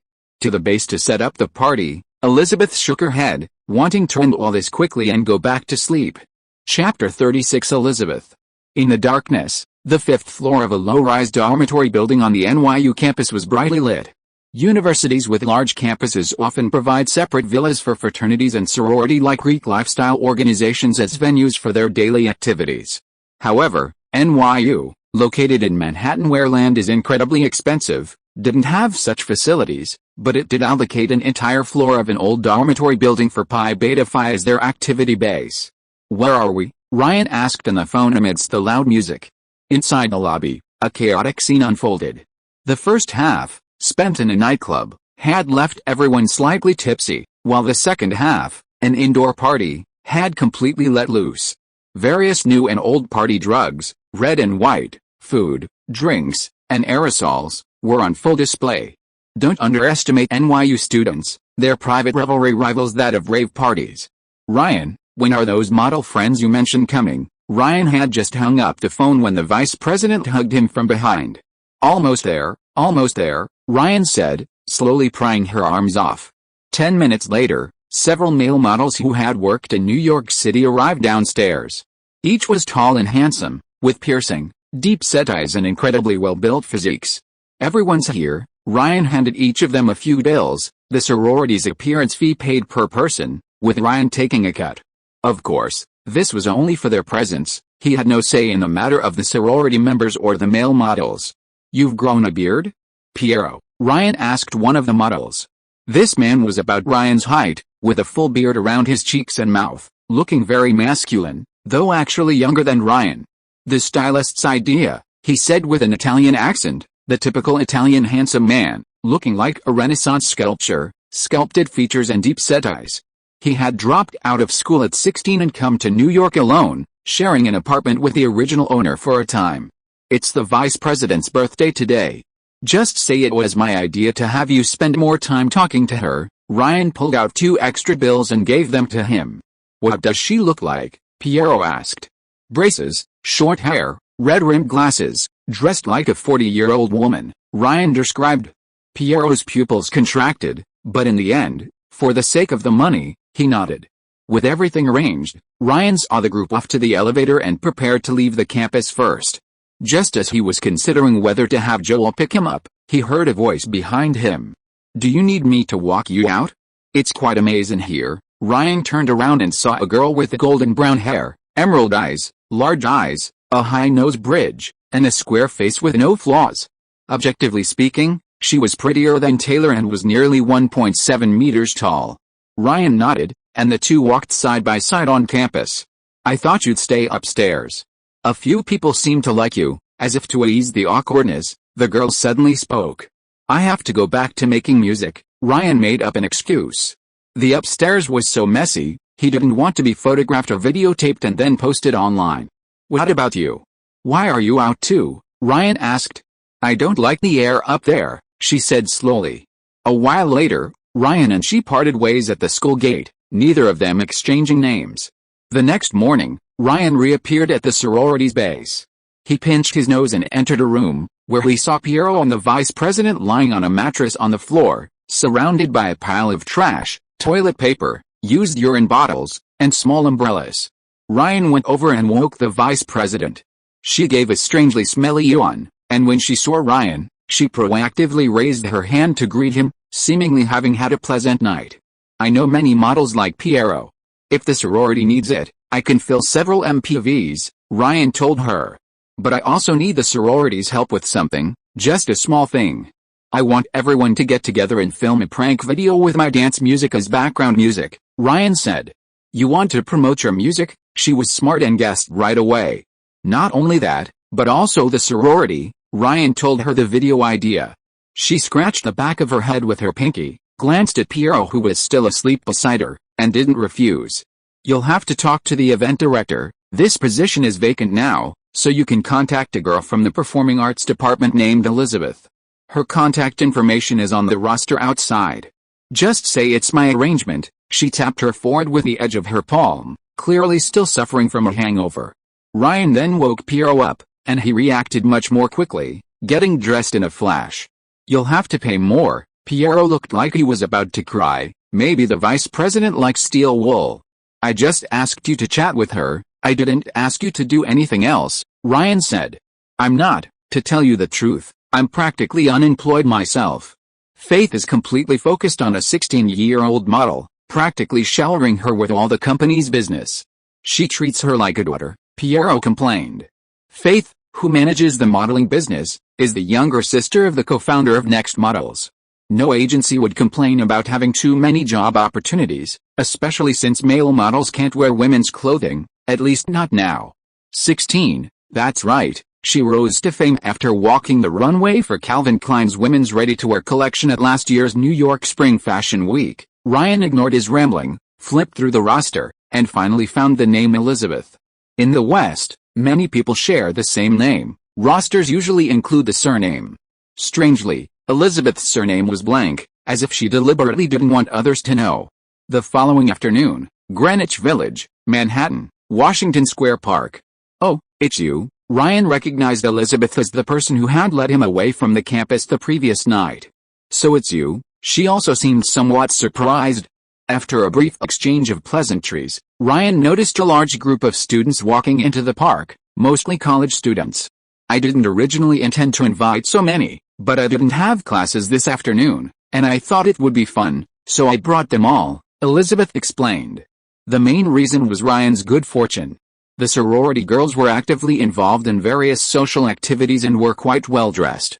These girls had a strong ability to mobilize people on campus. One girl could attract 5 or 6 boys, who would then tell their friends, and so on, until a large group had arrived.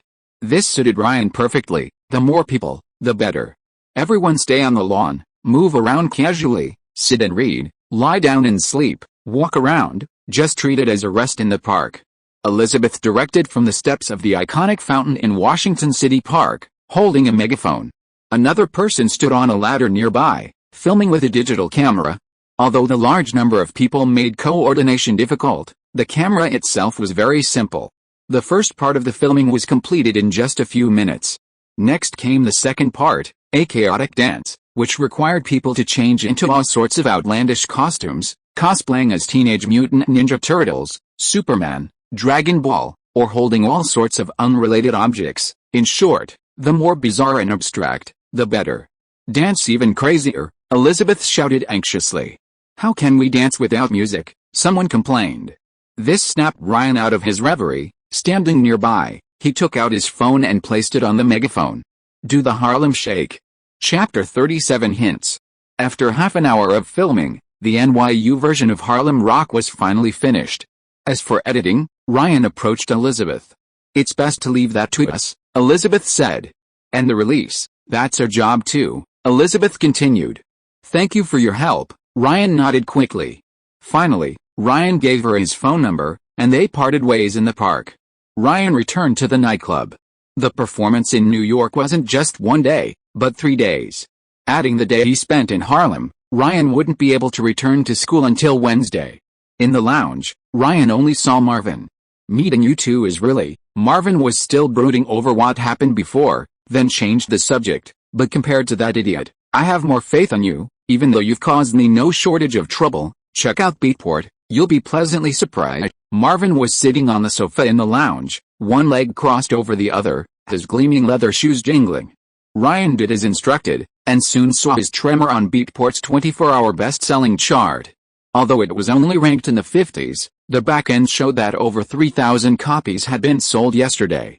Clearly, word of mouth was spreading. At $1.29 per copy, he earned over $4,000 on Beatport alone yesterday. Even after deducting the 30% channel fee, he still had a full $3,000. "Do you need me to introduce you to an accountant? They're very professional. Second quarter taxes start in June," Marvin reminded him. Ryan shook his head. Tremor had already considered that. She would have the production company's finance department help him. "You're quite professional, kid. Yesterday's new song was pretty good too. I have a feeling you can surpass Dead Rat," Marvin said, narrowing his eyes and staring at Ryan.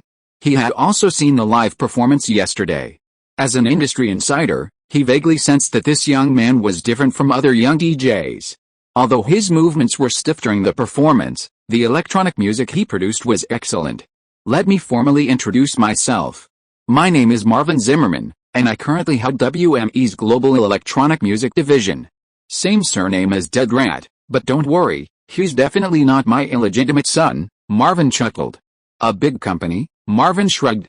"Electronic music is still a niche genre, but the number of people interested is growing rapidly. The entire department is basically just me," Ryan nodded. He was logging into the backends of other paid music download channels, but apart from Beatport, his music remained completely ignored on all platforms. In other words, only the core audience of electronic music liked Tremor, and almost all of them were in Europe. "Maybe soon, electronic music will suddenly become mainstream," Ryan tentatively suggested. Marvin nodded. "That might be true. The Ultra Music Festival audience is growing year by year, nightclubs are booming, and DJ fees are skyrocketing. The industry is growing rapidly, but the public hasn't noticed yet. Looking at it another way, we're much luckier than those rock musicians.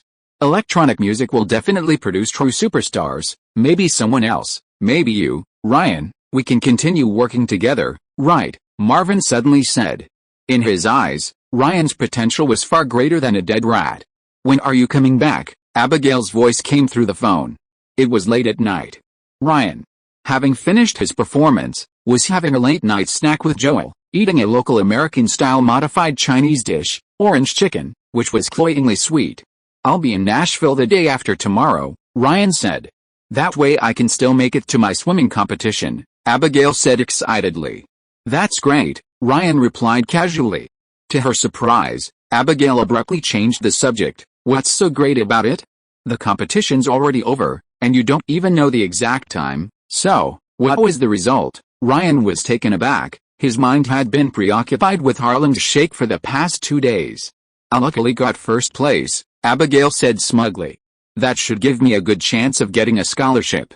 But my face turned a little purple after the competition. It shouldn't affect anything, right? Abigail asked somewhat guiltily. As a crucial competition for scholarships, it wasn't just about physical strength and skill, it also involved chemistry and technology. What about the others? Their faces were even more purple than mine, Abigail laughed. After a moment of reassurance, Abigail hung up the phone, satisfied. Just as she hung up, another number rang. You're not asleep, are you? A relatively unfamiliar voice came from the other end of the line. Having a late-night snack, so tiring aren't you the same? I'm busy with your video. You know, when the sorority has fun activities, everyone responds enthusiastically, but when it comes to tedious work, everyone gets really busy. Anyway, I finished your video.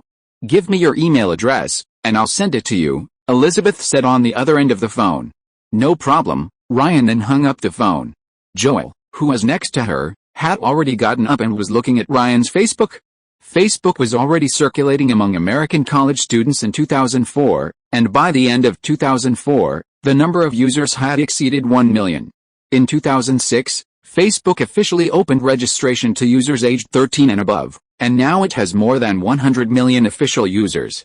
In other words, if something becomes popular among college students, it is likely to spread to the whole society. This girl is really pretty, Joel looked at a selfie on Ryan's Facebook and couldn't help but say. Ryan walked over and told her how they met. Then introduced me to her. Joel smiled a little lewdly. She's studying in Australia? There's a 14-hour time difference? Are you sure? Ryan retorted. Never mind. But, how did you guys add each other on Facebook? Joel noticed the key point.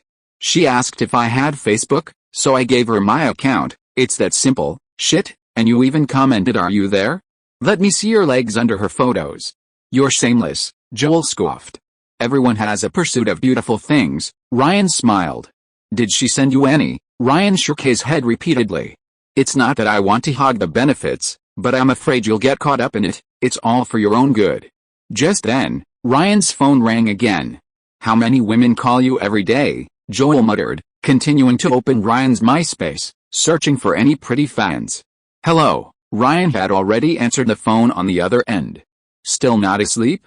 Who are you flirting with this time? The voice on the other end of the phone could be described as chilling. How can I sleep without your call? Ryan replied. Was New York fun? Were the girls pretty? Taylor asked. You mean girls with beards longer than mine? Ryan said. HMPH, I bet there's one lying next to you right now, Taylor said, sounding skeptical. Joel, make a sound. Ryan pointed the phone at Joel. Ryan, you're amazing. Oh, come on baby, Joel said without turning his head. I've already reported this big thing to Abigail, Taylor chuckled. Then tell her about what happened between us before, Ryan said. What happened? I don't remember, Taylor evaded the question. Do you want me to review it for you, or just upload it online? I desperately need attention, Ryan continued. Threatening me? You'll go to hell if you don't upload it, Taylor seemed to be deliberately provoking Ryan. Never mind. I have a new song now, a bit unique. Maybe I can attract a lot of attention with it. Ryan mentioned the new song. Wake up, it's time to get up, it's time to sleep. You're not angry about me and Abigail, are you? Ryan probed. Of course not, I'm so grateful to you. Thank you for sending me a new song, everyone thinks it's amazing. Taylor said, ostensibly referring to the new song, but actually referring to Ryan. That's good. Ryan hung up the phone. Meanwhile, in Nashville, Taylor put down her phone, flipping through Billboard magazine. Before the internet, Billboard's magazine business accounted for a large portion of its revenue. For many years, Billboard magazine relied on its charts to support sales. The magazine clearly showed that Taylor's Should Have Said No had dropped to 4th on the country music chart, currently ranked first by Carrie Underwood's All-American Girl. This made Taylor feel threatened. She decided to detonate the bomb she had previously planted, the song she had given Ryan, but only if Ryan cooperated perfectly. But then, Ryan suddenly had a new song. This became the biggest obstacle to her plan. How can you become famous without me? Keep dreaming, Taylor snorted, pulled the covers over herself, and closed her eyes to sleep. Chapter 38: A wave of viral videos. After hanging up with Taylor, Ryan did some simple editing on a Harlem Rock video he'd filmed at the nightclub a few hours earlier, and uploaded it to the official Dr. Ray YouTube channel. He also uploaded the previous Tremor and the official Harlem Rock versions to YouTube. The next morning, Ryan was surprised to find that the Harlem Rock version he'd commissioned the sorority to film had appeared directly on NYU's official YouTube account, with the title changed to Crazy Weekend Sorority Fun. It wasn't uncommon for university YouTube accounts to post parody videos, but Ryan was surprised by the sorority's influence. He immediately called Elizabeth. Really? I just gave the video to the vice president, and she posted it on the official YouTube channel. Elizabeth also expressed surprise. It seemed this was all the vice president's idea. Ryan thanked Elizabeth and hung up, then called the vice president. Yes, I think this video is quite interesting, although I don't really like the song. I happen to know the student's representative who runs this account, so I sent it to her. By the way, why isn't Piero answering my calls? The vice president suddenly brought up Piero again. He's been a bit busy these past few days. He's a model, and actually, I know other models. Tell him to call me back. The vice president interrupted Ryan directly. Looks like you'll have to put up with this again, Piero. If possible, you could film several versions. The song can be found on paid platforms. Ryan made a new request. Then I can't help you, the vice president refused. I can pay you, Ryan said directly. Don't joke around. How could I possibly use the school's account to make money? The vice president sneered on the other end of the phone. That's not what I meant. Ryan quickly changed his tune. But I can get Piero to send you some gifts, like lipsticks and clothes. A long silence followed on the other end of the phone. I particularly like Chanel's Rouge Allure series, especially shade 22 Coral, and, after a while, the vice president continued. Ryan carefully noted down her requests. As a college student, the vice president didn't ask for anything too expensive, and the total price was acceptable. Also, I'd like to have other school chapters do similar filming, Ryan said slowly. Silence fell again on the other end of the line. The vice president neither agreed nor refused. At the end of the call, Ryan asked an extra question. I'd like to know the last name of Elizabeth, the one who contacted me, Ryan said. Why are you concerned about that? It's her privacy, nothing, just pure curiosity. For the sake of the money, the vice president told Ryan the answer. Her sister is the Olsen twins. Ryan suddenly realized why she looked so familiar. The Olsen twins were household names on American television in the 1990s, child stars who earned a star on the Hollywood Walk of Fame in the new century and subsequently invested in and starred in numerous films. Like most child stars, the Olsen twins also faced the struggle of transitioning as they grew older. After their seventh self-produced film in 2003 was a box office flop, the twins made a move that seemed quite unusual at the time, but was later imitated by many stars: celebrity entrepreneurship. Dualster, jointly controlled by the sisters, launched a series of products targeting the teen market starting in 2004. Their clothing line focused on teenage girls and was sold in over 3,000 stores nationwide, including Walmart, and over 5,300 stores worldwide. Subsequently, the sisters completely transitioned to fashion design, launching the luxury brand The Row, sold in 37 countries. Last year, they ranked 11th on Forbes' list of the richest women in the entertainment industry, with a net worth of approximately $100 million. No wonder they intentionally avoided using their last name, Ryan said. Elizabeth Olsen is in a similar situation to Austin Swift in some ways. Elizabeth may face even greater pressure. She is younger, taller, and more beautiful than her two sisters, and besides the pressure, she certainly received support. After graduating from Imperial College of the Arts, she'd probably try to get into Hollywood. What a pity. Yet, that's it, like being electrocuted, twist however you want, Ryan directed like a director. Will this really work? Abigail still seemed a little hesitant. Look at Austin, you need to achieve a similar effect, Ryan pointed to Taylor's brother beside him. Austin was like a maggot, shuffling forward on the ground. Ryan, look at mine, it's definitely good enough, Paul was thrusting his hips back and forth. If you had a female donkey, you'd act even better, Ryan teased. It has to be a pretty female donkey, Paul nodded. Everyone laughed. Meanwhile, on the playground, the football team and some of Ryan's friends were filming another version of the Harlem Shake. Ryan continued checking the footage.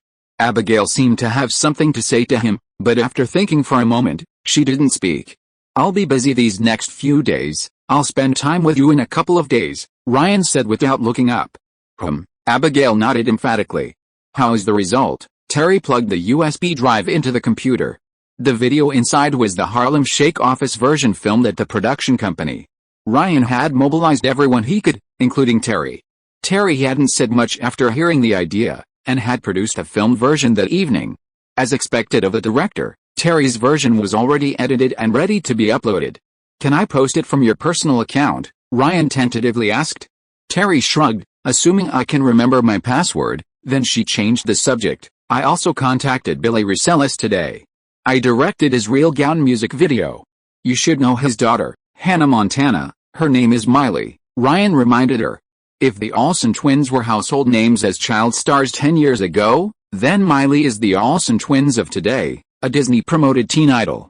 In the Disney Channel show Hannah Montana, she played a high school rock star who creates a series of hilarious situations as her classmates try to hide her identity. The show was incredibly popular with teenage viewers.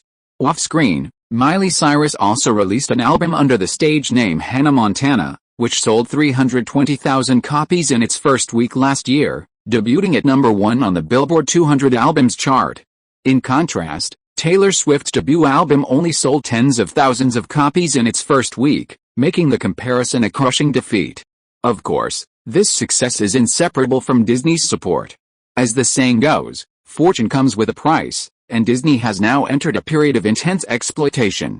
Miley's life is now completely consumed by filming and touring, with a lion's share of the profits going to Disney. Ryan believes that Miley, under constant pressure, has developed child star syndrome, meaning she may be mentally unstable. The news about her was all just a bunch of messy, sordid stuff, a public feud with fellow labelmate Selena Gomez over a love triangle with another Disney teen idol, her computer being hacked and private photos leaked online, appearing nude in Vanity Fair, and ultimately being forced to issue an apology, all of which damaged her public image. Don't interrupt, Terry said. Hannah's dad said she's been making videos on YouTube lately. I told her about you, but I'm not sure if she'll actually do it. Ryan excitedly hugged Terry and kissed her on the cheek. Terry froze for a second, then frantically chased after Ryan. Chapter 39. A little trick. Ryan was chased from the living room to the study by her, and in desperation, he had no choice but to lock the study door. If you're so capable, stay in there forever. Teresa knocked on the door to no avail, then stormed off with those words. I just wanted to take advantage of you. Is it really that big of a deal? Ryan turned on his computer. Today, he wasn't going to make music, but rather observe the online reception of the already released versions of Harlem Rock. The results were pretty good, most people were just enjoying it, and the replies were mostly like lol, lol, lmao, and lumfeo, with very few criticisms.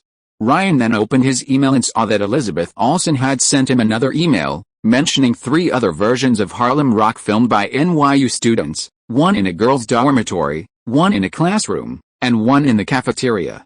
In addition, the email mentioned that 5 other universities had decided to agree to film their own versions. Pi Beta Phi has so many chapters across the U.S., with a vice president acting as a go-between for Ryan, and Ryan offering gifts or cash. Several chapters would inevitably agree.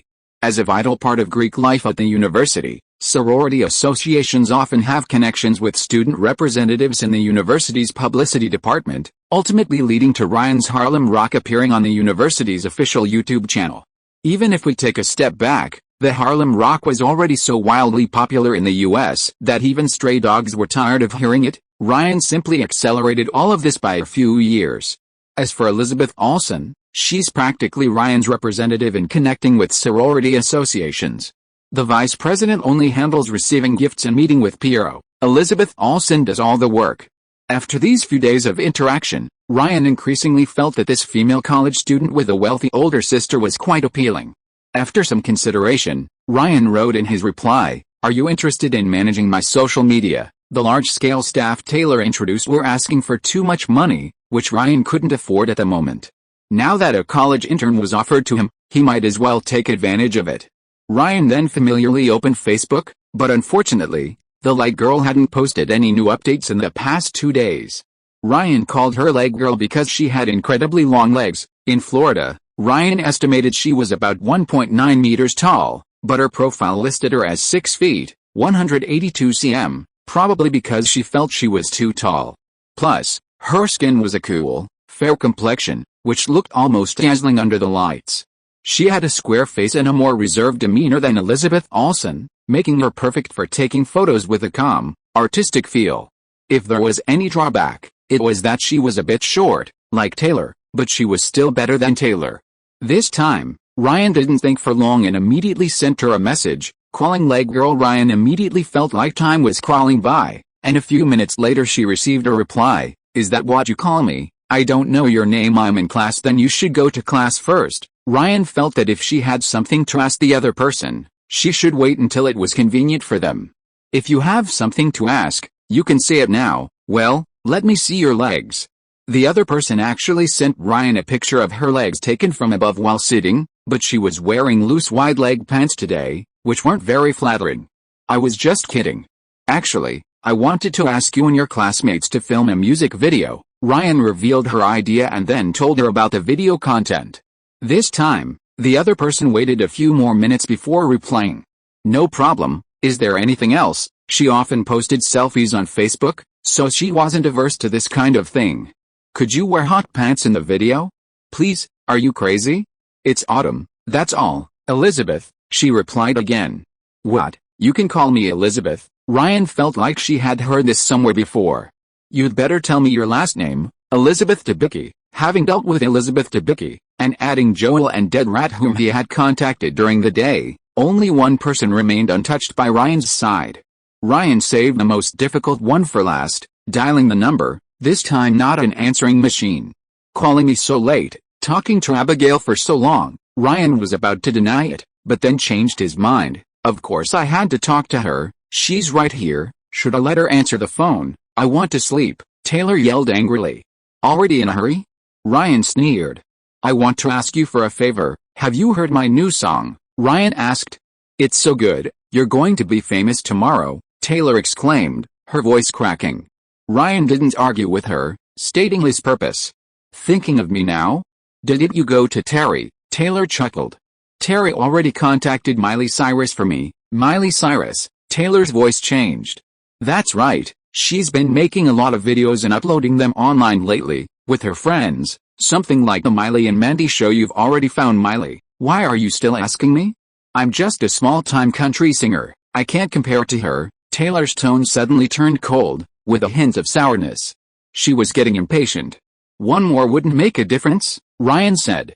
"What do you mean one more wouldn't make a difference? Am I the extra one?" Taylor's tone suddenly rose. "How could that be? I've already mobilized everyone I know, except you. I put you last to show how much I value you. As for Miley, she's an extra surprise. I don't even know her." Ryan quickly changed his tune. "That's more like it. In that case, don't let Miley film," Taylor said casually. "No way," Ryan immediately objected. "Her or me, you can only choose one." Taylor wouldn't budge this time. "Choose what?" "A marriage partner." Ryan thought she was making a mountain out of a molehill. "Ryan, you have to understand, we represent not only ourselves, but also our supporters. If I do this, her fans will say I'm imitating her, and that won't do. I don't care about that myself, but I don't want my fans to be wronged," Taylor explained. "You teen idols really have a lot of issues. In that case, I'll choose Miley. She's more famous." Ryan decisively chose. "No way. You have to choose me, Taylor shouted. If that doesn't work, you can let me film first, and then upload it immediately. That way, it won't be me imitating Miley, but Miley imitating me. That would be the most beneficial for you. How about it? Isn't my plan pretty good? You're such a clever little devil. I remember you said you were going to have a cameo in Hannah Montana's big movie, Hannah Montana, the movie. Is it really necessary to resort to these little tricks? I'm going to act in a Disney movie, and I'm contacting Disney. What does it have to do with her? What does it have to do with you? It's none of your business, Taylor immediately retorted. Clearly, Ryan had hid a nerve again. There's no time to prepare. Just come to my house first thing tomorrow morning and upload it as soon as possible. Taylor hung up the phone. Chapter 40 Dissemination. Ryan stared at the dazzling array of high-calorie American food laid out before him, meat, eggs, and dairy, momentarily unsure whether it was morning or noon. While Americans typically eat light lunches, this breakfast was far too lavish. Ryan, you're here so early today without even telling me beforehand, otherwise I would have prepared more.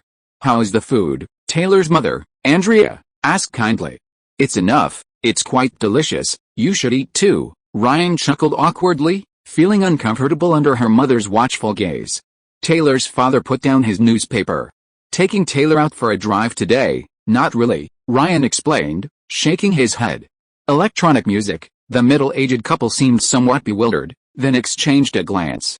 Yes, I tinker with electronic music in my spare time, just for fun, nothing like a professional singer like Taylor, Ryan continued.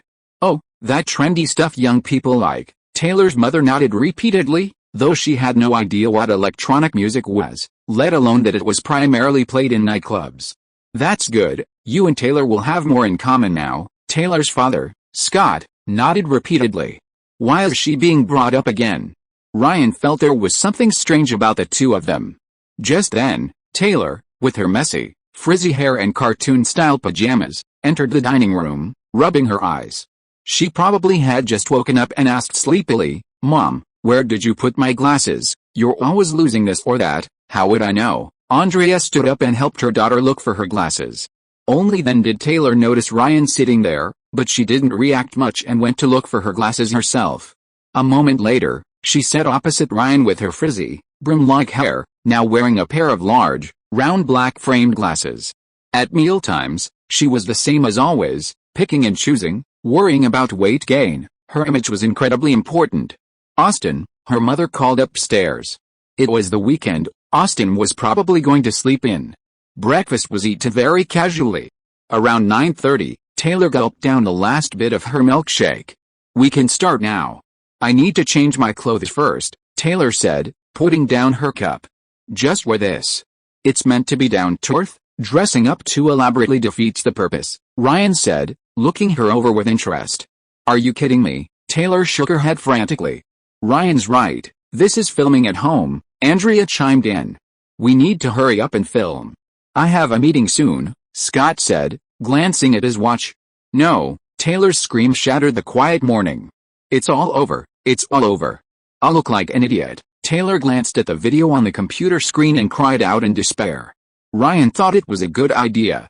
Before, they would film the normal part first, then the crazy part, but Taylor was doing it the other way around. Taylor hadn't washed her face, was wearing glasses, and was walking like a chimpanzee. She had completely sacrificed her image for the video. Taylor's father had already left in his Cayenne, and Taylor's mother was at her morning show, leaving only Ryan and Taylor in the restaurant. By the way, Ryan, Carrie Underwood is all over the charts right now, did you know? Taylor suddenly asked. Ryan, busy editing a video, nodded absent-mindedly. I'm talking to you, Taylor frowned. So? Are you releasing a new song? Like that you belong with me? Ryan continued, still staring at the screen. It hasn't even started production yet, I mean, Taylor trailed off. Oh dear, Taylor exclaimed impatiently. Ryan glanced at her, then continued editing. He then instructed Taylor to post the video on his main social media accounts before getting up to leave. Leaving already, Taylor called after him. How about a ride to Blackbird Studios? Taylor tentatively suggested. After waiting in the car for 20 minutes, Taylor finally came out, her usual Coach Legacy handbag slung over her arm. However, since the weather had warmed up considerably, she had a new look today, a single-color strapless long dress, and unusually high heels. She also added a lot of extra accessories, including bracelets, necklaces, and earrings. Combined with her long, tangled curls, the overall look was quite complex. Despite being a young woman, she insisted on dressing in a mature style, just like when Ryan first met her, incongruous. Ryan made this assessment in his mind. Objectively speaking, although she didn't know how to dress, listening to the crisp sound of her high heels, Ryan's gaze was fixed on Taylor's long legs. That wasn't bad. Having an image to maintain wasn't necessarily a bad thing, at least she consciously kept her figure in check. In the car, Taylor seemed to have something to say, but wouldn't speak, just sitting there anxiously. What exactly do you want to say? Ryan was getting annoyed. Taylor pouted and turned her head away from him. We're here, get out. Ryan parked the car in front of Blackbird's studio. What are you going to do later? Taylor asked hesitantly. To keep Abigail company, Ryan said. Oh, then keep her company well. Taylor jumped out of the car. Am I going to keep you company? Ryan muttered, stepping on the gas and speeding away. In just a few days, various versions of Harlem's rock began to spread wildly online, with numerous imitations appearing, which in turn inspired even more imitations, thus replicating and spreading like a virus. Fuck, Austin, you're really good at it. Paul looked at the video on his phone screen, while a bunch of people around him laughed. Holy shit. How many views? Taylor, during a break from recording, overheard the staff's discussion and was immediately drawn in, forgetting about recording the song. Over 500 imitation videos. Joel casually searched on YouTube, and the results astonished him. Night, Atlanta, a high-end club. On the television screen occupying an entire wall, Jon Stewart's Today Show was playing. A hallmark of the show was its humorous and satirical commentary on current affairs, and today was no exception. Let's turn our attention to the Democratic primary race. Illinois Senator Obama, speaking at a rally today, bluntly stated that his primary opponent, New York Senator Larry, is say everything, do nothing. He'd better hope Larry is really like that, because she mentioned Obama's Hawaiian birth certificate yesterday. Wait a minute, what was that sound?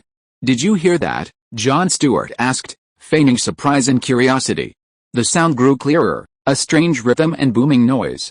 Do the Harlem Shake, a unique voice with a reverb effect appeared.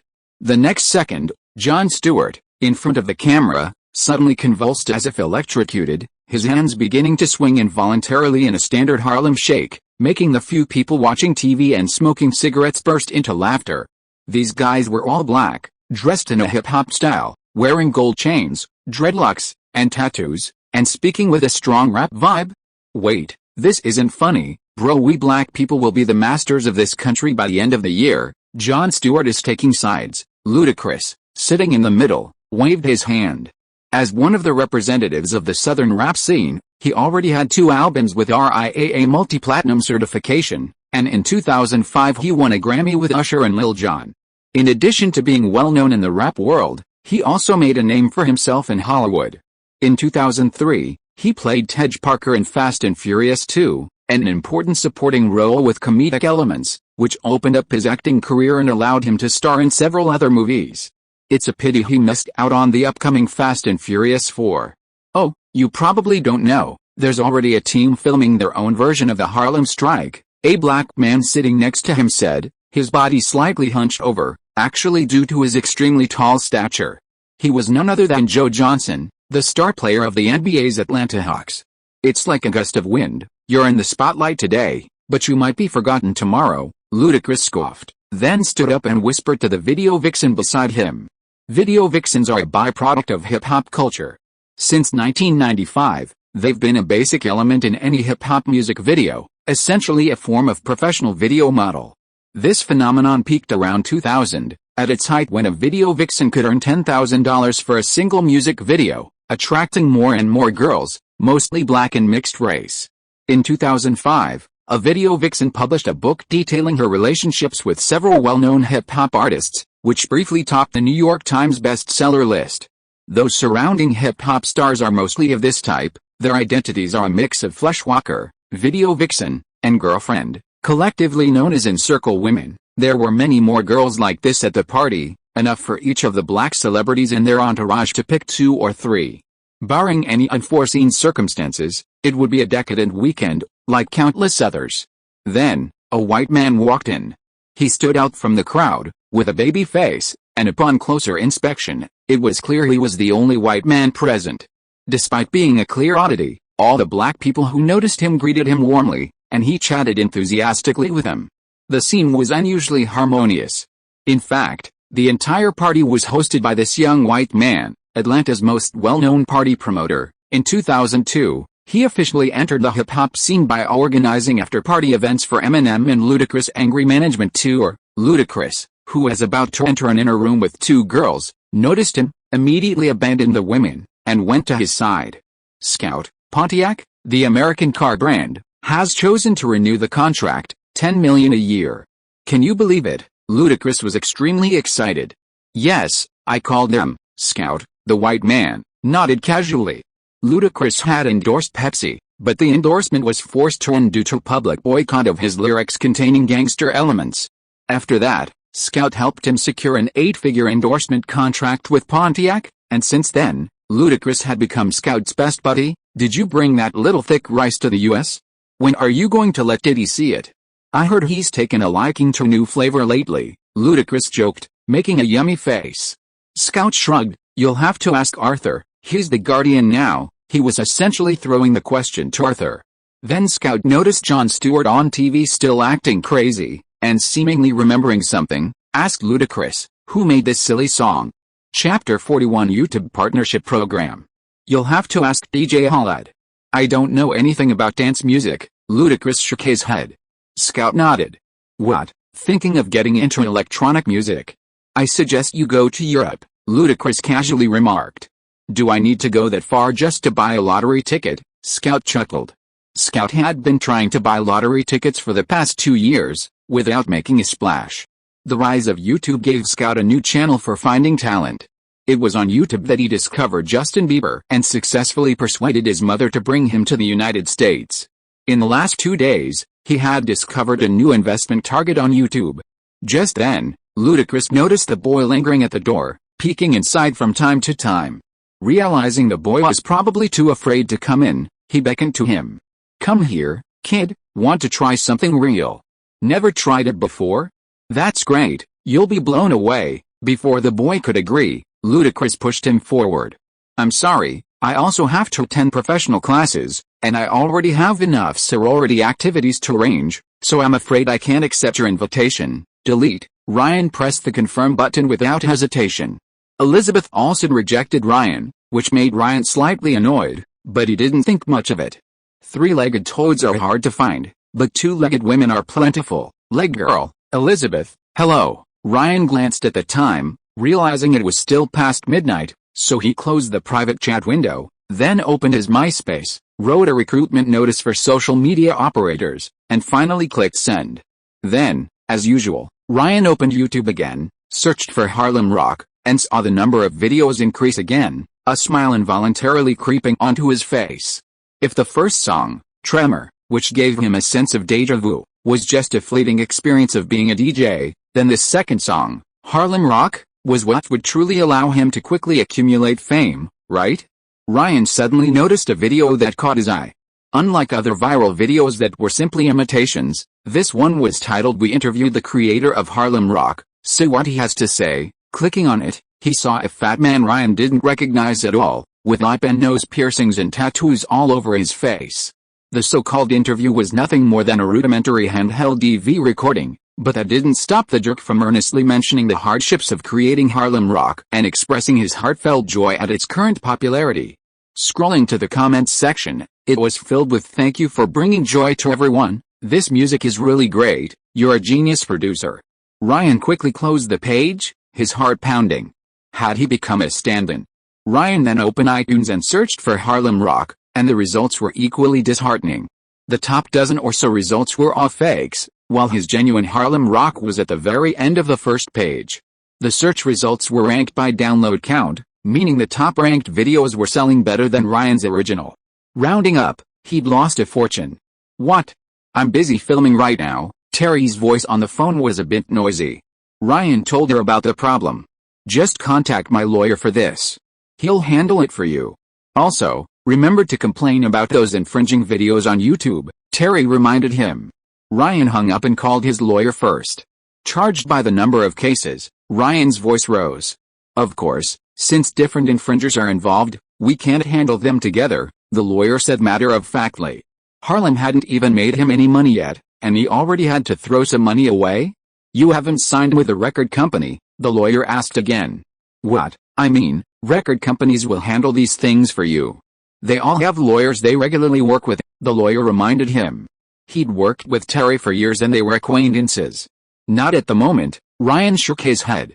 After completing the engagement, Ryan dialed YouTube's complaint hotline. Please prove you are the original author of this song and own the copyright to the master tape, the customer service representative said lazily. This didn't stump Ryan. He got his work email address and sent a copy of his copyright registration and a screenshot of his Harlem Rock upload data as evidence. This time, the person who responded to Ryan wasn't customer service, but someone claiming to be the head of a music channel. 3 days ago, we noticed that Harlem Rock was spreading like wildfire on YouTube at a strange speed. We inquired with Vivo staff, but they couldn't find the relevant copyright holder, the person explained. What's Vivo? Ryan was unfamiliar with the name. You're probably just an ordinary music lover, and haven't signed with a record company yet, right? The person began to explain. The broadcasting rights of a music video usually belong to the record company, but the singer also enjoys a portion of the revenue. As the broadcasting party, the TV station and video website, as the channel provider, should also take a share of the broadcast revenue.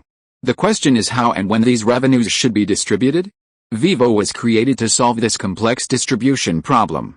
As a multinational video hosting service company, Vivo was jointly established by the three major record labels, Universal, Sony, and EMI.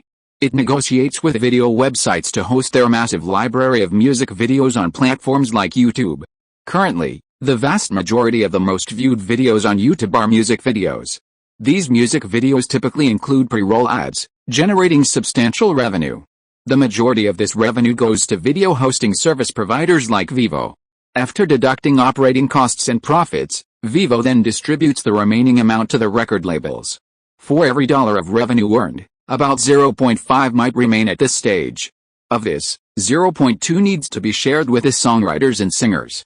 However, even this 0.2 is often retained by the record labels through various means, cost sharing, extended payment terms, and other forms of extortion. Of course, this is industry practice. Ryan, as an independent musician, inadvertently escaped this exploitation. Since you're not signed with a record label, you can directly apply for the YouTube Partner Program, or IP for short. Once approved, all videos using Harlem Rock as background music will generate advertising revenue for you. Although YouTube gets a higher percentage of the advertising revenue, you'll receive more money, and it will be more timely. We encourage artists like you to showcase your work and creativity on YouTube, the other party said with a smile, then proactively offered to handle the infringing videos on YouTube. Just an hour later, Ryan discovered that a fake video had been flagged as infringing by YouTube, and the new responses were all righteous indignation and verbal attacks. The other party quickly issued a new statement, claiming it was just a joke and no malicious intent. You don't regret it, you know you're doomed. Ryan sneered. He then downloaded and archived the video and emailed it to his lawyer, adding a new infringement claim. Although he lost money on legal fees now, he would have more revenue in the future. Looking at it this way, did he really need the record label to take a cut? It's probably still necessary. This time I was lucky enough to get Harlem Rock, but who knows what the next song will be? Tremor is a prime example. The song itself is fine, but it just doesn't become popular. Ryan opened Beatport's backend and was surprised to find that yesterday's daily sales had reached a terrifying 6,000 plus, directly surging to 15th place on the sales chart. Ryan was completely baffled. If it were simply word of mouth, the sales figures wouldn't suddenly rise so much. Finally, Ryan found the answer on Twitter. The well-known Dutch DJ, Tisto, tweeted, recommending two of his songs to the public. Not only that, but these two songs were also featured on Tisto's personal radio program, Club Life, on Dutch Radio 538, and were played as the finale. Ryan recalled his conversation with the VJ backstage. Tisto, besides having his own record label, also had business dealings with Spinny Records. Most likely, he had also received attention from Spinny Records. Ryan's lips curled into a smile, His previous assumptions were gradually becoming a reality. If you like this, please give it a little vote with your monthly tickets and recommendation tickets to help water this young seedling. Thank you. If you are listening to this novel on a channel other than Fanfic World, it means it was downloaded and re-uploaded without effort. We warmly invite you to visit our channel, Fanfic World. There you will find the original version of this story and many other novels of various genres. We look forward to seeing you dive into a world of incredible novels. Chapter 42 Blacklisting. Hello, Ryan, you're not upset, are you? Elizabeth Olsen asked on the other end of the phone. Not at all. Social media management isn't a crucial position, anyone can do it. You don't need to apologize to me. We can still work together, Ryan replied politely. I'm talking about this because several chapters want to film their own school's version of the Harlem Rock. How much budget are you prepared this time? Elizabeth Olsen asked. 0. You don't need to contact any of the chapters, Ryan smiled. The Harlem Rock has even made it onto The Daily Show, it's spreading like wildfire. The sorority has essentially fulfilled its mission. Even without the sponsored filming, people at these universities would still be filming the Harlem Rock. Ryan wouldn't spend a penny more than he could save. Okay, then that's it. Elizabeth suddenly hesitated. Goodbye. Ryan hung up the phone readily. Social media management wasn't exactly a crucial position. The recruitment notice he had just sent out had already received responses from more than 10 people. Ryan noticed someone with a scooter avatar. Ryan remembered this scooter avatar before. They were enthusiastically explaining the Harlem Rock to others under his YouTube videos, seemingly a fan. However, Ryan didn't completely trust these online friends and didn't make a decision immediately. Ryan noticed it was almost evening, so he shut down his computer and prepared to leave, just as he ran into Terry, who was returning home. She looked travel-worn, probably having filmed some remote location again. Where are you going? Terry asked Ryan, who was about to leave. A date, Ryan replied without turning around. Will you be back tonight? Ryan turned back, his eyes narrowing. Remember to use protection, Terry waved her hand. After the door closed again, Terry muttered, You never seem to have a moment to spend with me. I've wasted my time raising you. Arriving at their day destination, the AMC Theater near Music Street, Ryan saw Abigail get out of the passenger seat with someone else beside her. She insisted on coming along, saying she wanted to see a movie, Abigail said, expressing her helplessness at Taylor Swift's insistence on being a third wheel. You have a man with you, but I'm all alone. How can you bear to leave me? Taylor took Abigail's arm and leaned on her shoulder. Ryan didn't say anything, and the three of them entered the theater together. Taylor, as always, was fully armed with a baseball cap. I want to see Paranormal Activity, Taylor shouted, pointing at the poster as soon as she entered. I want to see Forget Sarah Marshall. I want to see a romance movie, Abigail added. The two of them looked at Ryan simultaneously. I don't like either of these movies. Ryan shook his head and held up 3 movie tickets. Boom. On the big screen, Robert Downey Jr., dressed in a suit, was blown off balance by the dust storm from the missile explosion, almost falling over. The audience laughed. Of the 3, Abigail sat in the middle, with Ryan and Taylor on either side. Don't look at your phone in the theater. Who are you talking to? Abigail craned her neck. Who is Elizabeth? Abigail's voice suddenly rose. Ryan immediately turned off his phone and started watching the movie. As Abigail's voice grew louder and louder, disturbing others, he quietly explained. Fan? You're really nice to your female fans, chatting with them even during the movie, Abigail sneered. Elizabeth Debicki, who had just woken up, replied to Ryan with a simple message. Then Abigail turned to the other side and saw Taylor smiling at her, as if saying, Don't blame me for not warning you. Halfway through the movie, Abigail got up to go to the bathroom, and Taylor immediately sat down next to Ryan. It's time, Taylor whispered to Ryan. What? When? Ryan noticed that Taylor had been acting strangely these past few days, often saying inexplicable things. Detonate a nuclear bomb. Leak the song. We'll both be on the front page of entertainment magazines immediately, Taylor said what she had been suppressing for a long time. Her previous actions had been a kind of hint. She shouldn't have brought this up herself, but Harlem U was currently very popular, a rare window of opportunity to explode gossip. What song? Ryan genuinely didn't understand at first. Stop pretending. Taylor grabbed Ryan's arm, then turned around, noticing Abigail's return, and immediately got up and sat back down. What were you two talking about? Abigail looked at Taylor. Talking about a new song. I didn't understand the plot just now. Taylor and Ryan spoke at the same time, but said completely different things. I don't want to watch any more, Ryan, let's go. Abigail couldn't sit still any longer. Late at night, Ryan quietly got up, making sure not to wake Abigail beside him, and silently went into the bathroom. Don't call me anymore, I'm afraid Abigail will misunderstand, Ryan frowned. Then when did you leak that song? Taylor asked on the other end of the phone. What song is it? It's the one I wrote for you. Damn afternoon. Ryan's head buzzed, and he instantly understood many things. Why Taylor gave him this song in the first place was for this moment. Taylor had meticulously planned and schemed for this so-called discussion topic for a long time. Was it really necessary? Perhaps quite.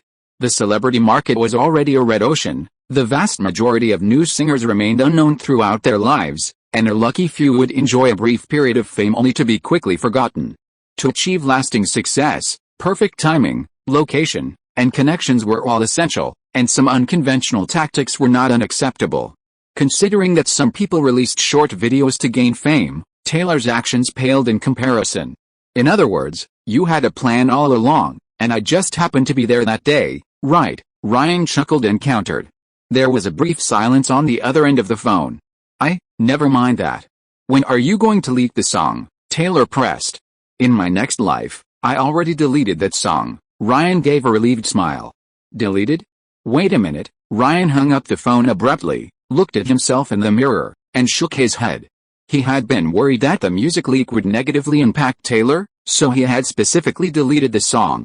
So this is the entertainment industry, Ryan scoffed.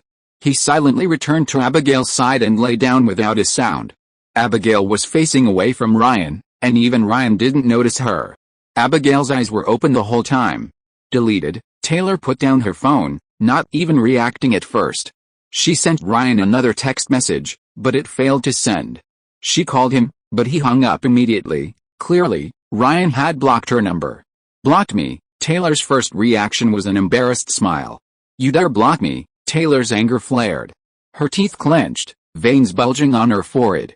She clenched her fists and swung her arms violently, as if trying to find something to punch. Memories of the past month or so with Ryan flashed through her mind. His threats, his charge while playing football, the fleeting surprise upon hearing his new song, his sly grin, the awkwardness and tension at home, the brief look of surprise on his face upon hearing the new song, the deleted song. Actually, I'm quite envious of your songwriting ability, Ryan's words echoed in his mind. But perhaps he misused them. Taylor chuckled, then burst into tears, the commotion so loud that his parents and younger brother were alerted and pushed open the door. What's wrong, darling? Taylor's mother, Andrea, rushed to Taylor's side. Why? Taylor buried his face in his mother's arms. He had countless opportunities to release that song, but he didn't. Instead, he secretly deleted it. Seeing the Billboard magazine with the rankings on it, Taylor grabbed it, rolled it up, and threw it in the trash. Chapter 43 Scooters. When Ryan woke up, Abigail was already gone. Leaving so early, my parents might be back this morning. I had to get back early, Abigail explained after a moment's thought. Then why didn't you wake me? I could have driven you home. I wanted you to rest a bit more. You're usually so busy. I've been pretty busy these past few days too, training. I'll have another student take over your tutoring, Abigail said. Training? Isn't the most important competition over? I still have to train. Coach, based on my current performance, I might even be able to compete in the next London Olympics, Abigail said firmly. Ryan put down the phone and ran his fingers through his hair. He realized Abigail was intentionally distancing herself, guessing it was mostly because she was chatting with a female fan at a movie yesterday, or maybe Abigail hadn't slept at all while talking to Taylor last night. He couldn't explain either of these things, it was just bad luck, and only time would tell. Just then, Marvin called Ryan that morning. Kid, you're lucky. There's a big deal in Florida. A famous nightclub in Orlando is having its 10th anniversary celebration, and they've invited several big names.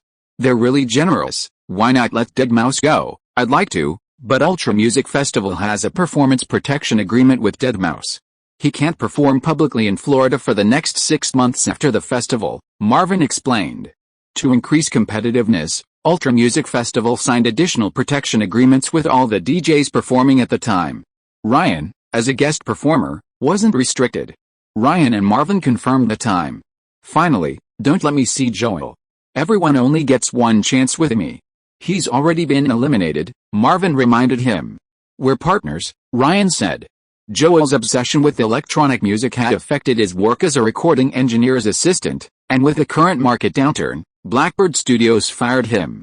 This compensation was very important to Joel. If you insist on bringing him, then you don't need to come. Marvin's tone left no room for argument. Okay, book your flight for Friday. No, I'm not going either, Ryan said. You two are such idiots and lunatics, Marvin said helplessly, though inwardly he thought Ryan was quite loyal. People like that are rare these days. Marvin eventually agreed to Ryan's request, and Joel's payment would be separate and wouldn't have to come from Ryan's pay. Back home in the morning, he found that Therese hadn't gone out. It's a rare day off today, Therese stretched. What do you want to eat? Fried fish, grilled meat, and spaghetti bolognese, Therese counted on her fingers. Ryan put on his apron and stormed into the kitchen.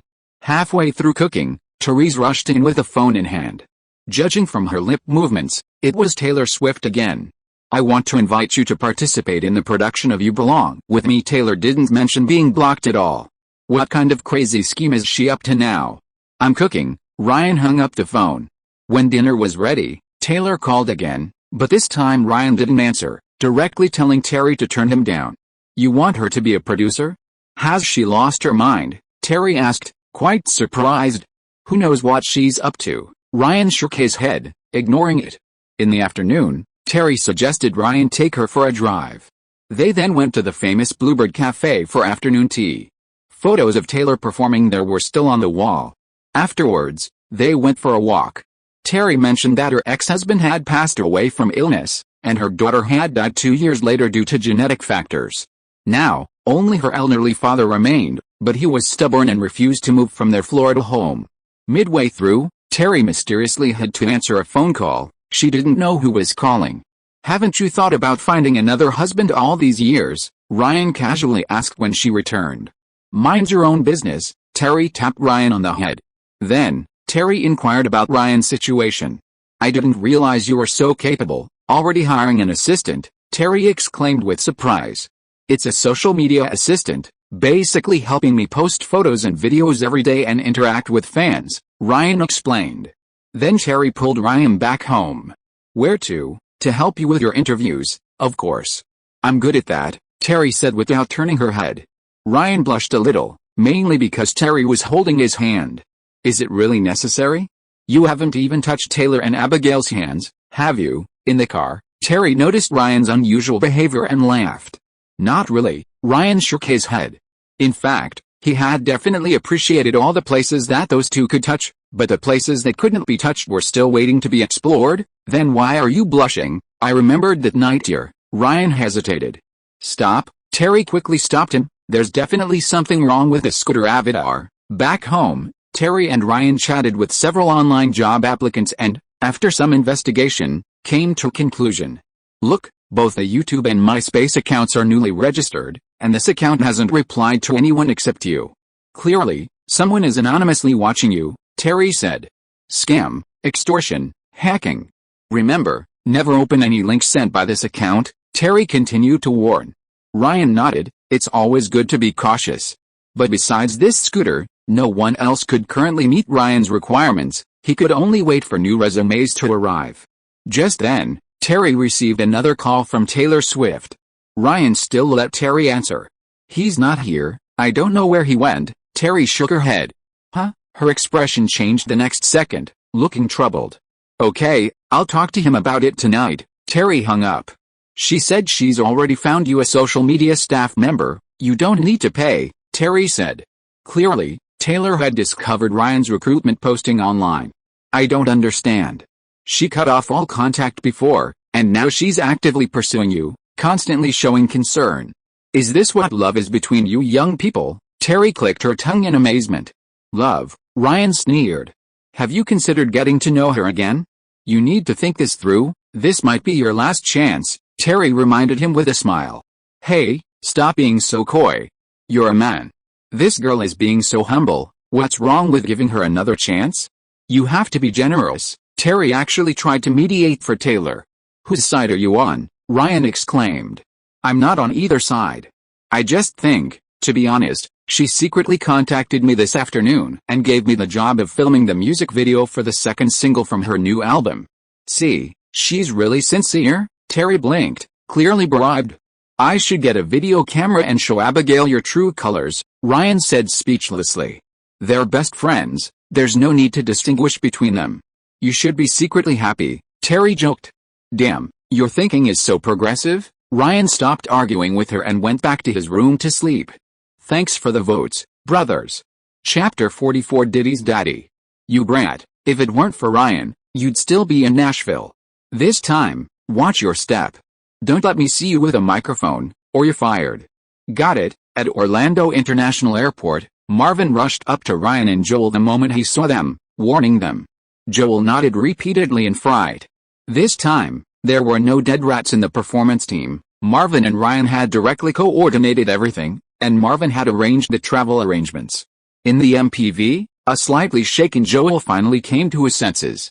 He looked at Ryan, wanting to express his gratitude, but Ryan stopped him.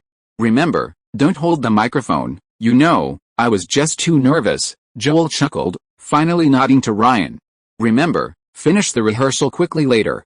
Don't look around. You can chat with other people, but don't initiate conversations. This is for your own good," Marvin, sitting opposite them in the car, reminded them. "Why? I heard many important people are coming this time. Why can't I get to know them?" Joel asked, puzzled. Marvin ignored him and turned to face Ryan, who was looking out the window. The car was near a bay, with rows of houses stretching out in the distance, like a lurking herd of beasts. "That's why I didn't want to bring this idiot along," Marvin shook his head.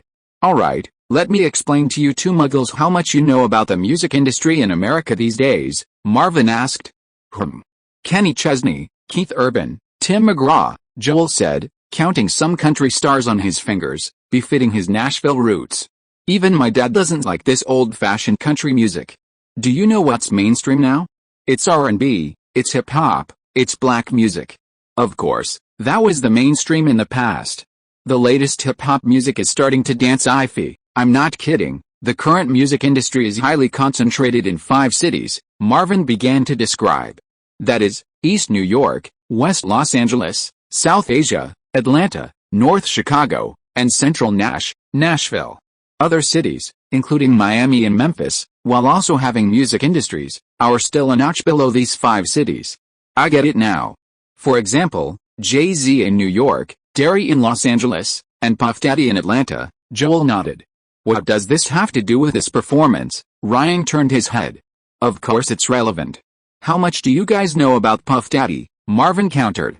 "Every step I take, every move I make, every day, every prayer, I will miss you," Joel hummed in the car. This was the glorious beginning of Puff Daddy's career, holding the Hot 100 #1 spot for 11 consecutive weeks. Whether that counts as B Blood Bun, a reference to a popular Chinese song, is debatable. It was 1997. East Coast versus West Coast. "Okay, don't look at me with that bewildered look," Marvin said, somewhat speechless. "Simply put, over a decade ago, Puff Daddy sent people to take down Tupac, and Sugar Knight took down Big. I'm not kidding, this was serious, understand?" Ryan frowned, recalling the 3 black college students who committed crimes on the beach. Sugar Knight ended up in jail, but Puff Daddy is still fine. Want to know why? A lot of people say he's the black love of the FBL, Marvin explained. "So, this nightclub is Puff Daddy's place," Ryan's frown deepened.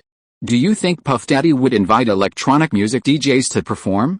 Actually, one of the shareholders behind this nightclub is Puff Daddy's daddy. "The daddy of daddies, who?" Ryan and Joel asked in unison. "Antonio Marcus L.A. Reid. A Harvard graduate, he rose from drummer to record executive, the most powerful black man in Atlanta's music scene. 15 years ago, when Sean Combs was just an unknown intern, it was with his help that Bad Boy Records was established, and he's been a staunch supporter of Combs in the music industry ever since. As for what kind of deal they made back then? Hell, that depends on what Sean had to offer," Marvin grinned. "LA is known for its openness in the industry," he added. "Who are the guest performers this time?" Ryan asked. "Most of them are DJs, and a small number are artists from Def Jam and Bad Boy. But they're all small fry. The biggest name among them is DJ Khaled. He's very close to Diddy, you might see him later. He's Middle Eastern, you can tell at a glance. He's been a radio DJ for many years, has a large audience in the South, and has produced songs for many artists on Bad Boy Records. Besides him, there's supposedly a mystery guest, so mysterious that I don't even know who it is. Could it be Diddy? Ryan asked, somewhat worried. Very unlikely. Diddy is preparing a talent show for VH1 called I Want to Work for Daddy. Marvin shook his head. Tisk tisk, just listen to that name. The nightclub was located in a standalone building. Although it was late at night when Ryan and his group arrived, there were still quite a few staff members coming and going, preparing for tomorrow's celebration. Ryan noticed the nightclub's luxurious decor. The interior had been carved out into a 3-story space with private boxes on both sides, undeniably extravagant. However, the DJ booth was still rather shabby, just like many nightclubs in the US, indicating a lack of emphasis on DJ performance. Besides Ryan, Marvin had invited several other DJs and was currently chatting with them. While waiting, Ryan also saw Khaled, the Middle Eastern DJ Marvin had mentioned. He was surrounded by several people, including a white man who noticed Ryan and nodded slightly in greeting. Ryan immediately turned his head away. He wouldn't get involved with anyone directly or indirectly connected to Puff Daddy. From a commercial perspective, electronic music and hip-hop music have different audiences. Furthermore, Ryan's previous impression of black people wasn't good, so he instinctively wanted to avoid any association with them. After Ryan and Joel finished rehearsing, Ryan noticed that the man who had greeted him hadn't left with DJ Khaled and his group, but was still standing there, seemingly waiting for him. As Ryan passed by, the man approached and introduced himself. Scott Brown, he said, extending his hand. Taylor's father and the owner of the large machine both had this name, and now there was another Scott? Could these foreigners come up with some different names? You can also call me Scooter, he continued. Scooter, Ryan raised an eyebrow. That's right, he nodded. I'm the one who contacted you online earlier, the one with the Scooter avatar. Scooter literally meant scooter, and he didn't hide it from Ryan. Ryan didn't shake his hand and walked away. Chapter 45 Mysterious Guest. She's dancing, she's dancing. Next, you'll see, the hottie goes down, down, down, down, down, down. As the mystery guest appeared, the anniversary celebration reached its peak, with countless glittering confetti raining down. Standing among several rather glamorous backup dancers was a muscular black man, wearing a tight black tank top, a buzz cut, and large diamond earrings, necklace, and rings that sparkled under the lights.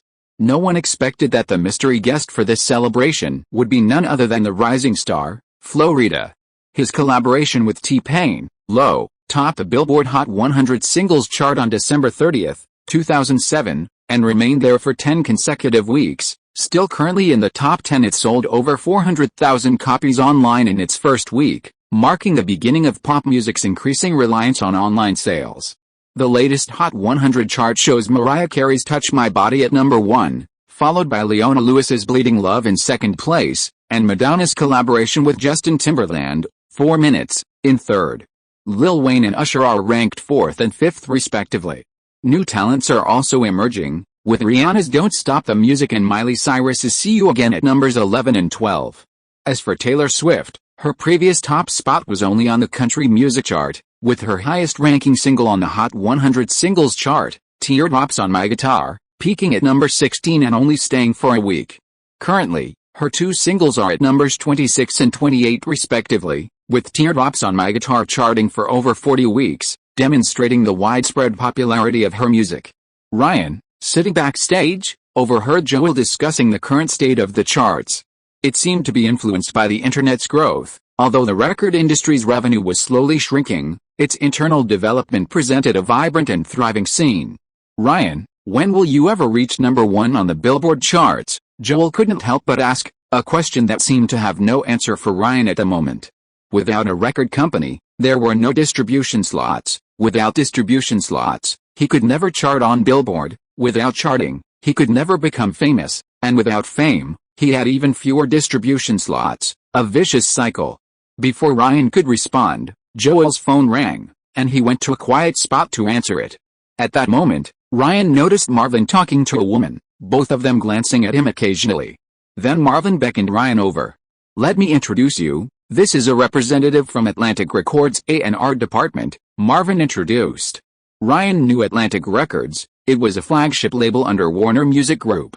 "It's a pleasure to meet you, creator of Harlem Rock and Tremor," she said, shaking hands with Ryan. "Atlantic Records has been investing in electronic music for several years now. You've met David Guetta, right? He's performed on Ultra Music. His only electronic song to chart on Billboard is his single Love Is Gone, released last year. Of course, this is inseparable from Atlantic Records' behind-the-scenes promotion. Kid, if you want to develop your DJ career in the US, Atlantic is your best choice, bar none," Marvin said confidently, seemingly with some kind of shady deal in mind. The Atlantic A&R representative then offered Ryan the same contract terms as David Guetta, clearly recognizing his potential after the rapid spread of his two songs. When Ryan mentioned the crucial contract year, she simply smiled, indicating it was non-negotiable. In a sense, Ryan was facing a similar situation to that at the Winter Music Festival. The difference was that, after this period of build-up, the record companies negotiating with Ryan were now top-tier ones in the industry. The other party wasn't entirely unyielding. They indicated that details like MV revenue sharing could still be discussed. Ryan noted down their contact information, intending to discuss the matter with Therese later, before parting ways with the two.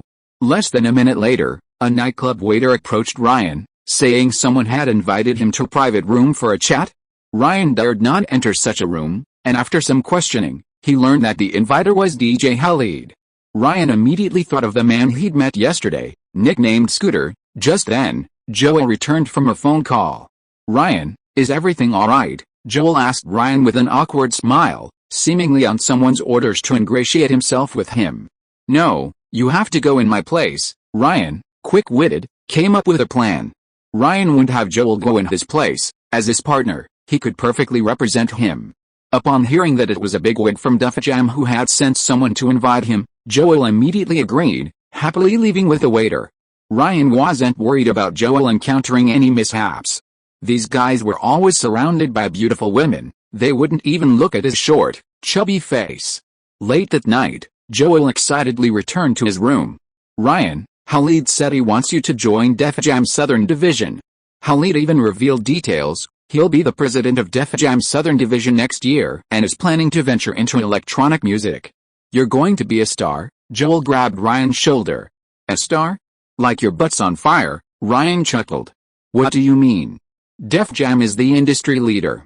Mariah Carey, Rihanna, Neo, Kanye West, Ludacris, Down Boys, Bon Jovi, these are all platinum-level artists." Joel feigned confusion, probably completely convinced in the private room. Ryan went straight to the computer. He'd returned early and done some research online. A few years ago, Universal merged Island and Def Jam into a new group. Do you know who the current chairman is? It's L.A. Reid, the one Marvin mentioned yesterday, the shareholder of that nightclub, the father of Puff Daddy. Jay-Z is in charge of Def Jam's business. He's the one who created Rihanna. At the beginning of this year, Jay-Z officially announced his departure from Def Jam and joined forces with Live Nation to establish his own entertainment company, Rock Nation. Rihanna will obviously be leaving as well. L.A. Reid. Joel was stunned, then slowly sat down on the edge of the bed. "Then forget it. You're too young and delicate. You'll become famous before others." Joel shook his head repeatedly. "But I have another plan. You can join Big Machine," Joel suddenly mentioned. "Is this your plan or Taylor's plan?" Ryan smiled, having already seen through Joel's little scheme. Joel smiled embarrassedly. "She just called me and said she could introduce me to a new recording studio. He'd been bribed, and he'd also told her about his current situation. Let's not talk about her anymore. Marvin just introduced me to the A&R representative from Atlantic Records," Ryan mentioned. Joel expressed his confusion. The shareholder here was L.A. Reid. And all the artists present were from his group. Why was Atlantic Records there? Because of Florida. He signed to a subsidiary of Atlantic Records, and he was mentored by Khalid. His first performance was an opportunity given to him by Khalid, Ryan explained. This was information he found online. It was all publicly available. Collaborations between singers are very common in the U.S. music industry, such as releasing singles together. In principle, as long as there isn't a serious conflict of interest, Singers from different groups can collaborate, provided the singers themselves are willing. So, right now you only have one target, and that's Atlantic Records, Joel tried to say. Not necessarily, Ryan thought of Tester, who had his music featured on Club Life.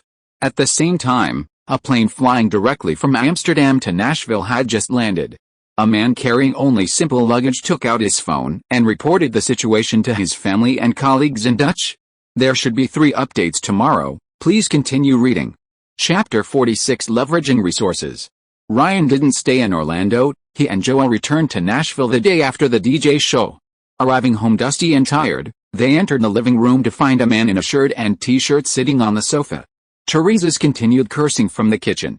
He stood up and greeted them warmly. You must be Ryan. Ryan smiled awkwardly, feeling he'd come back at an inopportune time, interrupting Teresa's date. Just then, Teresa emerged from the kitchen. I called you earlier, but your phone was off. She then pointed at the man with a spatula. He's from the Netherlands. He was standing suspiciously at the door, saying he was looking for you. Looking for me? Ryan was taken aback, then realized that someone from the Netherlands was likely from an electronic music record company. Sure enough, the man identified himself as the A&R manager at Spinny Records. It was Tiso who recommended you. He really likes your music and played it on his radio show, Club Life. Including myself, we all think you're extremely talented in electronic music. Spinny Records, the label on the cover of the first Tremor single? Ryan had previously searched for information online, but there was very little information about Spinny Records.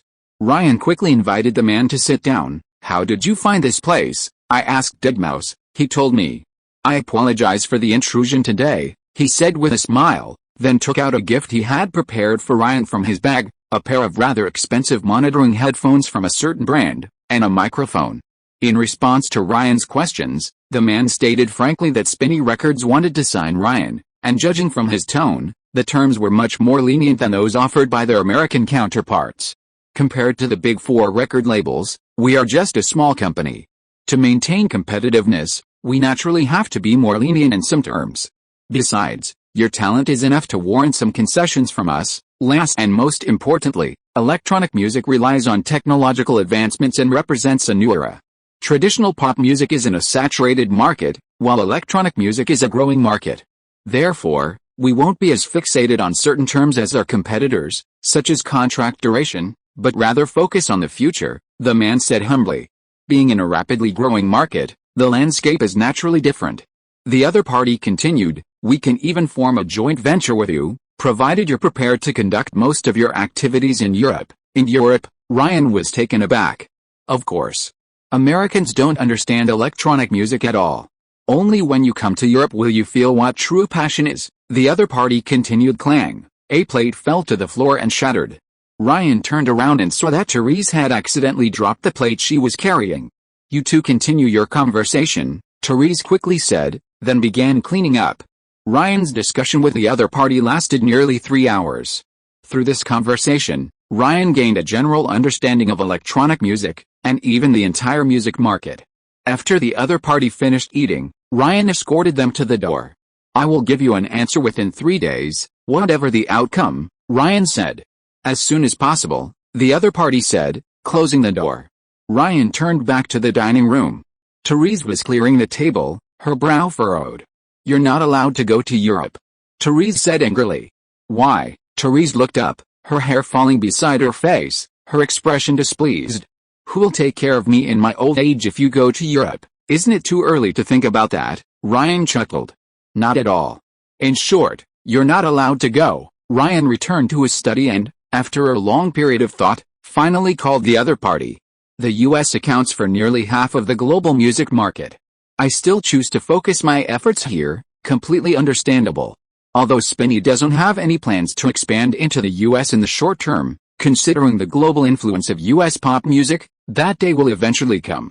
We'd even be happy to see someone develop the electronic music market here, which would be of great benefit to us as well, the other party continued. Is it possible for me to sign with another record company in the US market and leave the European market to you? Ryan had a sudden inspiration. Absolutely impossible, the other party rejected this far-fetched idea. Then, how about doing me a favor? Ryan stated his request. The other party hesitated greatly. There's no precedent for this, that's right, because there are still many untapped markets in electronic music. As you said, you're happy to see someone developing the electronic music market in the US. In other words, helping you is helping yourselves. If this gets out, Atlantic Records' office in Europe probably won't be too happy. The other party began to consider the potential impact. I haven't signed with Atlantic Records yet. This is normal business negotiation, Ryan reminded him. Okay, see you later. Ryan hung up the phone. Hello, Khalid. At Nashville Airport, the young man Ryan had previously ignored was talking on his phone. I'm in Los Angeles right now. You forgot about the joint venture I started with Usher, right? Raymond Brown Media Group. Usher's last name is Raymond, and Scooter's last name is Brown, which includes a record label. We've put that boy in it. It's an agreement between his mother, Usher, and me. Now I need a few old white guys from Universal Music Group and Republic Records to finalize the details. Dr. Ray? Forget about him. Didn't you hear Atlantic Records sent people to negotiate? We're out of luck with him. That's it. Scout hung up the phone. He claimed that negotiations with Universal Music Group executives in Los Angeles had ended yesterday, but he immediately rushed to Nashville, Ryan's location. This was completely contrary to his words. I said, revenue from online video streaming is not within the scope of this discussion. Ryan spoke confidently again on the phone with the A&R representative of Atlantic Records. Agreed. There's no need to get bogged down in the details. The voice on the other end softened. She hadn't said this a few days ago in Orlando. A wise choice. Ryan nodded and smiled, giving Therese a triumphant look. It was already night, and Ryan and Therese were in their dining room. Ryan was negotiating with a record company. Now, let's talk about the core terms, the contract length. Ryan tapped his fingers on the table. I've already consulted with the head of A&R and Mr. Craig Coleman, chairman and CEO of Atlantic Records. We can reduce the contract to 5 years and 3 albums, including supplementary clauses, a concession. But this still didn't satisfy Ryan. Thank you for your company's high regard, I'm very grateful. But the market changes quickly. 5 years is still a bit long for me.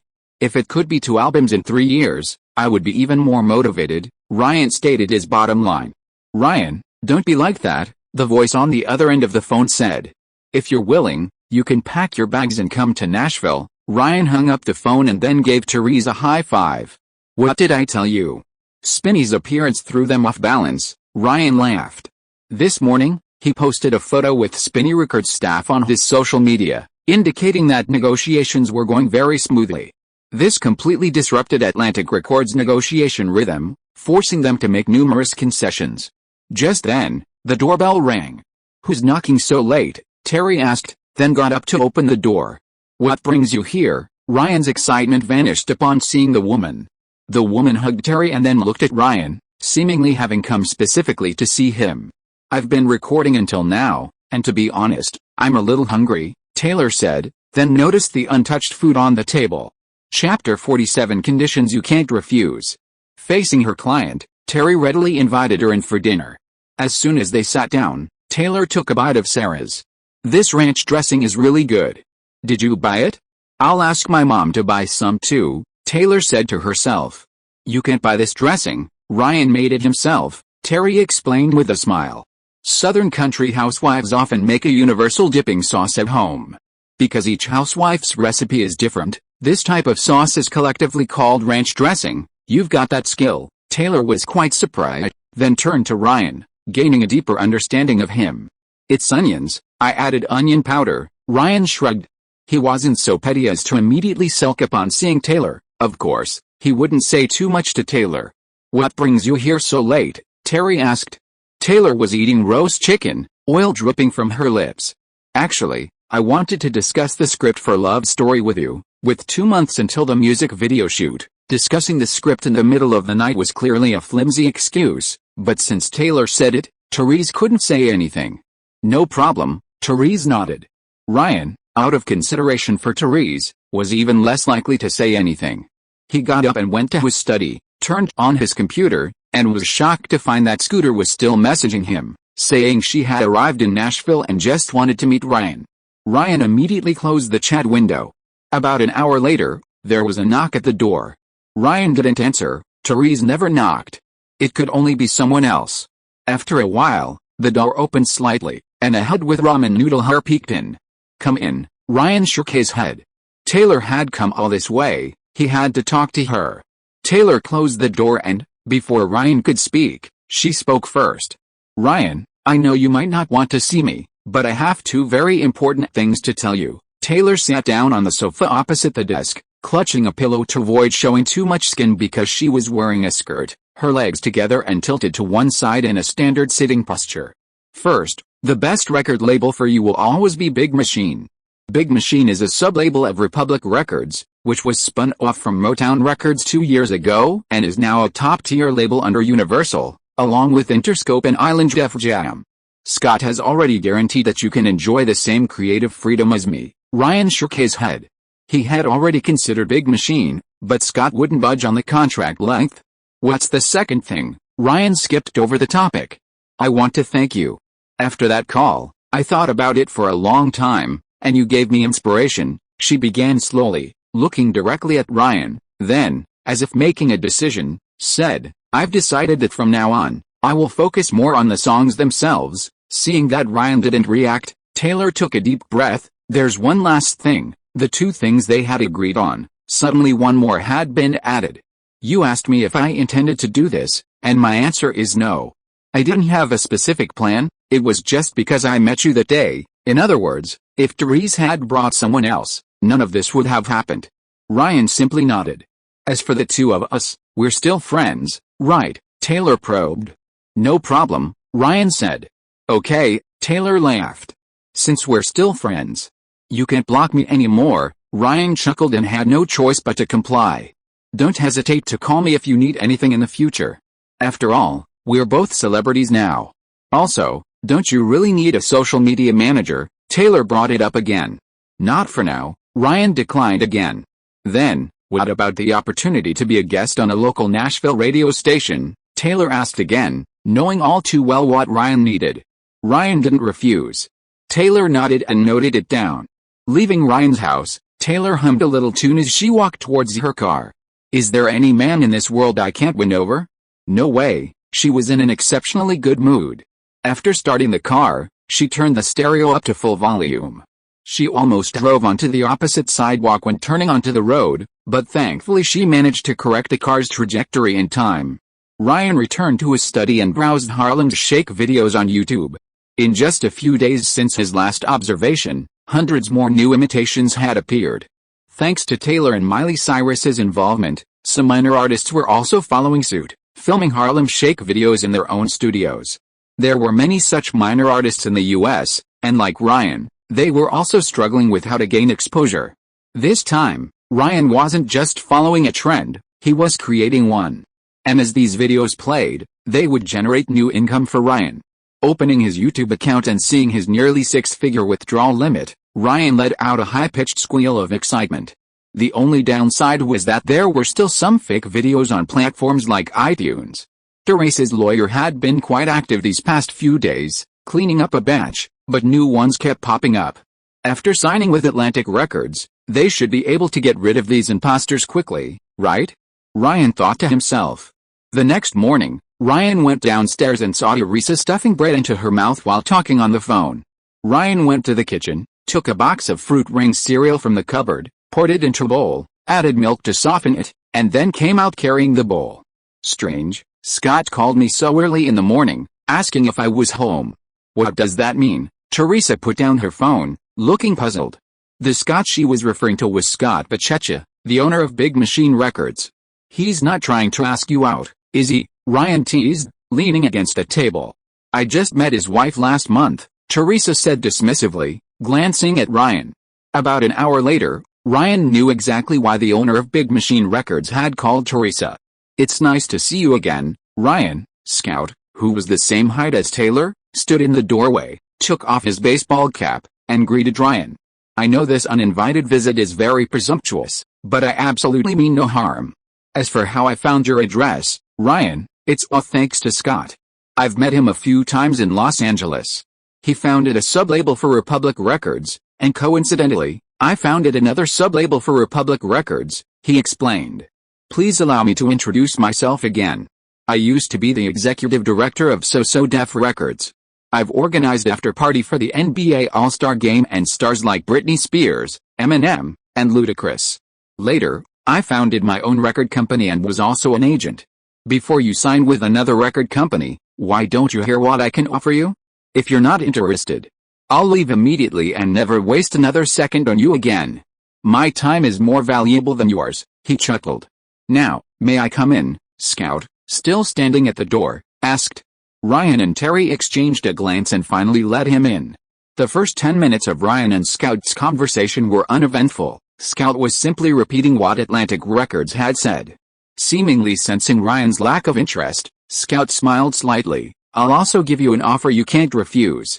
My record company can sign you to a short-term contract for at least one EP, valid for 1 year. Chapter 48 Investigation. You haven't left yet, have you? Ryan called the staff at Atlantic Records. Scout was sitting opposite him, with Therese on the other side. Compared to when he came in, Scout was now holding an iced coffee.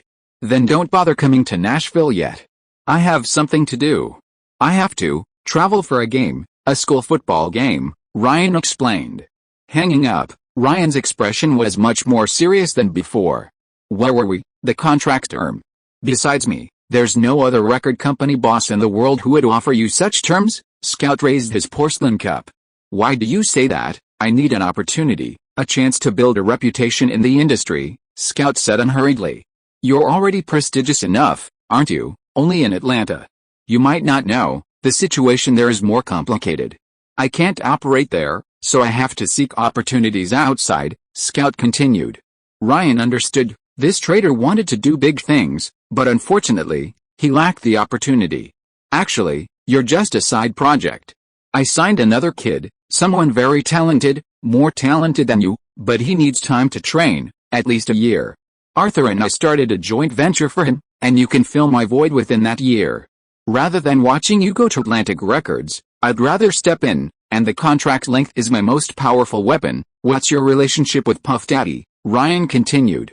Occasionally I help him throw parties, entertaining some white guests. I'm not that close to him. And how did you meet Arthur? I met him for the first time at DJ Drama's birthday party. Are you done, Officer Ryan? He raised an eyebrow. I don't want to get involved with people in Atlanta, Ryan said. You know quite a lot. Don't worry, you're signed with Schoolboy Records, a company in Los Angeles, Scout said.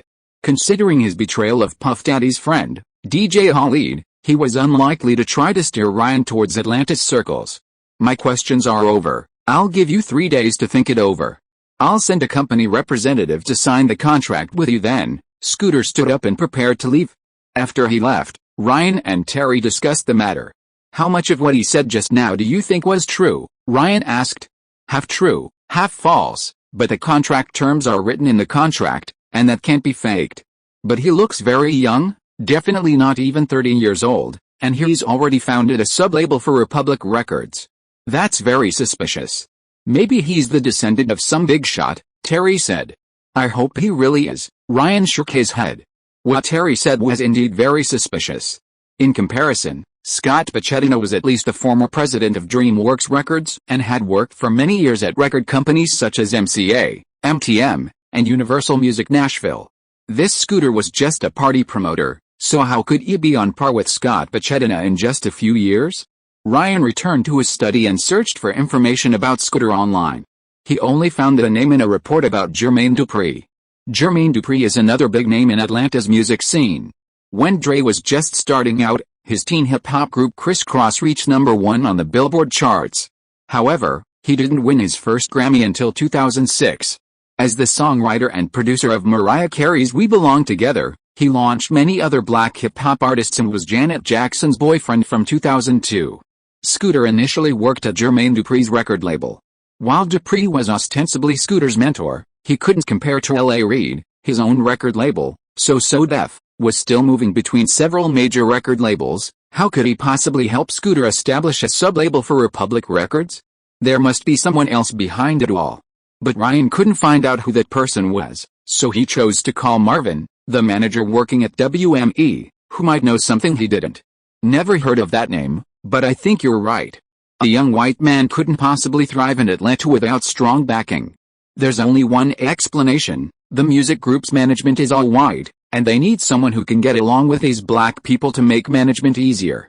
Remember, in the hip-hop scene, black people are in the spotlight, and white people are in the shadows making money. In other words, this bigwig assigned Jermaine Dupri to bring him into the Atlanta scene, and Scooter is the white upper echelon's envoy. That's just speculation, I can't guarantee it. Are you sure you want to work with him? Will this affect our collaboration? I have no objection. I'm just providing you with performance opportunities, as long as the other party doesn't mind. But I have to say this up front, from now on, I'll prioritize DJs from Atlantic Records, and only consider you later. Business is business, and Marvin would consider his own interests, so Ryan couldn't say much. After hanging up, Ryan called someone else, someone he had just removed from his blacklist. I want to call Scott, you're joining Big Machine. Taylor seemed to be having dinner at home. Ryan vaguely heard her parents' voices. No, Ryan told him about Scout. Only a 1-year contract? He must have a backup plan. He'll force you to renew later, and then you'll be at a huge disadvantage, Taylor said without thinking. She was far more experienced than Ryan in signing with record companies. For example, having dirt on you, and releasing it if you don't comply, completely ruining your career. Or, digging traps in the contract. The simplest one is restricting your performance rights, so you can never perform your work in public again, even if you produced it yourself. Or, controlling the master tape copyright. You'll encounter these kinds of situations when signing with other record companies, right? So, you must have a lawyer specializing in this area review it. My dad's friend is coming to Nashville on vacation. This uncle is very professional, he's the one who reviewed my contract. Also, you must keep the songwriting copyright yourself, this is crucial, Taylor reminded him. Ryan expressed his gratitude. So, don't go looking for women of dubious origin in the future, Taylor whispered as a final reminder. She was clearly overly concerned for Ryan. Of course, I'm not one of them, Ryan replied, hanging up before Ryan could even react. If you are listening to this novel on a channel other than Fanfic World, it means it was downloaded and re-uploaded without effort. We warmly invite you to visit our channel, Fanfic World. There you will find the original version of this story and many other novels of various genres. We look forward to seeing you dive into a world of incredible novels. Chapter 49 Suppression. I've met Scout a few times in Los Angeles. He's Jewish, but he manages to get along well with those low-life black people, and that's why he's highly regarded by some of the higher-ups, Scott Pachettina, the owner of Big Machine, said on the other end of the phone. Ryan tried to ask for the executive's specific names, but Pachettina was tight-lipped and didn't reveal anything. However, his words confirmed Ryan's suspicions, and Ryan finally made a decision. This is Mr. Jesse Chavez from Wisconsin. He's my special legal counsel for this contract, Ryan introduced. A white-bearded older man in casual clothes handed Scout his business card. Compared to the formally dressed legal counsel sitting next to Scout, this older man seemed very casual. Scout, his secretary, and the lawyer were sitting across the table. When he saw the title Global Vice President of Reception and Strategic Relations at Manpower Group on the elegant business card, he immediately raised an eyebrow, almost dropping the card in his hand. Manpower Group is a NASDAQ-listed multinational corporation and one of the world's top 3 human resources companies. Ryan couldn't help but chuckle inwardly at Scout's reaction. He'd been taken aback when he first met this friend of Taylor's father yesterday. He knew Taylor's father was a big shot, but he hadn't expected him to be this powerful. He was lucky. This global vice president was visiting Taylor's father during his annual leave and conveniently took care of his business. Just this business card alone caused the 3 men on Scout's side to exchange over 20 glances. Can we begin? Taylor's father, who had come with Ryan, glanced at his watch. Besides the 2 older white men, Therese was also present. Taylor was too busy with work to attend. This is a draft copy, based on the details of the previous negotiations between Brown and Mr. Rivers, with some modifications to the template. Scout's lawyer opened a folder and pushed it towards the older white man in a polo shirt next to Ryan. Ryan could clearly see that the draft was at least several hundred pages long. Taylor's father's friend put on his glasses, flipped through a few pages, and then suddenly stopped. Article 4, Production and Recording Costs, Item 3, including but not limited to expenses related to recording, production, and mixing, all classified as production costs, is too general. If the record company assigns another person to mix, Does that mean all expenses incurred by the third party during that period need to be paid by party B? This question stumped the opposing lawyer, who looked directly at Brown. That point does need clarification. The relevant budget will be communicated to Ryan in advance and will be implemented only with his consent, Brown said. What do you mean by his consent? This is an exclusive agreement. Should the production expenses of a third party be recorded as party B's production costs? This doesn't comply with the exclusivity stipulated in Article 1, Jesse retorted. Oh, perhaps this point needs revision, Brown said with a forced smile. Give me a pen, thank you. Jesse picked up a pen and wrote down his revisions in the corresponding position on the draft. Clause 5, Advance payments and royalties. Clause 6, Royalties from streaming sales should not, in principle, be confused with physical sales royalties, nor should they be used to pay for costs incurred from physical sales. I suggest revising Clause 15 to calculate physical sales royalties, digital sales royalties, and streaming royalties separately. Do you have any questions? No for now. Brown shook his head, sweat beading on his forehead. Clause 6, Promotion and marketing. According to Clause 9, a supplementary explanation should be added stating that when Party B has objective limitations, including force majeure, weather, personal illness, accidents, etc., Party B can refuse Party A's promotional requests.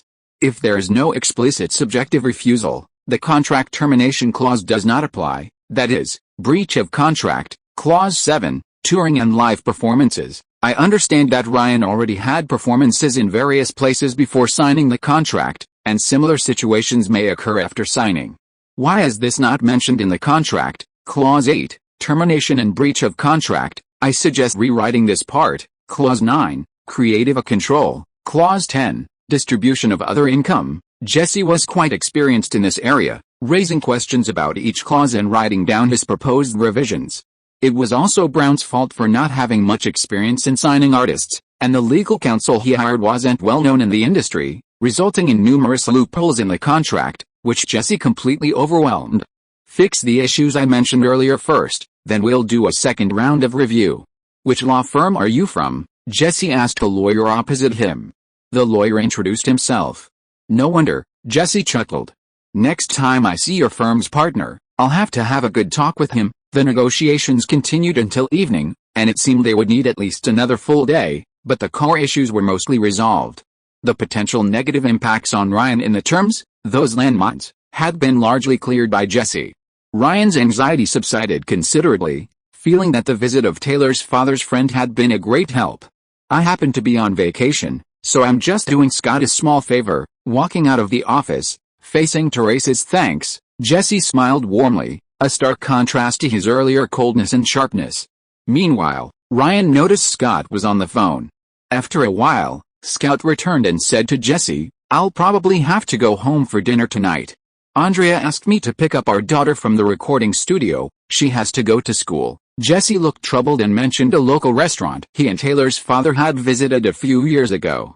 Ryan understood immediately and offered to pick up Taylor himself, so the two older white men could catch up at their old haunt. That works out, Scott said, scratching his head, not finding anything amiss. Let's go. I've come all this way to Nashville, Jesse urged. The four parted ways at the door. Jesse and Taylor's father went to dinner, Therese went home, and Ryan drove to Blackbird Studios. How did the signing go? As soon as Ryan entered Studio C, Taylor, who was talking to a woman, looked up and asked him. Hearing Ryan recount what had just happened, Taylor couldn't help but laugh. I told you, Uncle Jesse is a professional. Let me introduce you. This is Colby Kelly, a country music singer. Her song Bubbly inspired me, and I decided to collaborate with her on a new song, Taylor introduced Ryan. Then Taylor turned to her, and this is, for a moment, Taylor hesitated, unsure how to introduce Ryan. A friend, Ryan nodded. Yes, a friend, Taylor chuckled. Ryan didn't ask further. Unlike last time, Taylor wasn't recording this time. He seemed to have encountered some difficulties and was discussing lyrics with a female singer. Ryan, sitting in the back of the recording studio, saw producer Nathan Chapman, a recording engineer, and two recording assistants. Joel had already gone to another recording studio Taylor worked with. I drove away, but your image and smile lingered, because we never expected it to end like this. Taylor scratched his head, even he felt frustrated with some songwriting. The wait was longer than expected. Just as Ryan was getting bored, his phone suddenly rang. It was Abigail, who hadn't contacted him for days. Ryan took his phone and walked out of the recording studio, answering the call in the hallway. "I have good news for you," they both said in unison as the call connected. Chapter 50. Not a Shadow Girlfriend. "You go first." "Okay, I got an offer from the University of Kansas today, and guess what? A full scholarship." Abigail was genuinely excited. "Any good news from you?" "I'm about to sign with a record label." "Oh, like Taylor? You're going to be a singer?" Abigail on the other end of the phone didn't seem excited. "More or less. So, are you coming today?" She hesitated. She had wanted to invite Ryan to her house tonight to have dinner with her family and celebrate receiving the scholarship. "Maybe not today, but we can all celebrate together after the contract is officially signed." Ryan thought for a moment and said, "Okay, call me then." Back in the recording studio, Ryan saw that everyone, including the producer, had started packing up, indicating that the recording work for the day was over. Taylor, however, was moving more slowly than usual. "See you later, Taylor. Don't forget to invite me to be the opening act for your tour." The female singer said goodbye to Taylor. "I can't do a tour. I probably won't sell any tickets at all." Taylor shook her head with a laugh, feeling that she didn't have much box office appeal right now. "Don't be modest. Your new album is sure to be a huge hit," the female singer said, her compliment tinged with admiration. "I hope so," Taylor said, leading her to the recording studio door. At this point, besides a bunch of equipment and instruments, only Ryan and Taylor remained in the studio. "Did you hear that?" she said. "I'm going on tour next year, a world tour, in stadiums with tens of thousands of people." Taylor couldn't suppress a smile.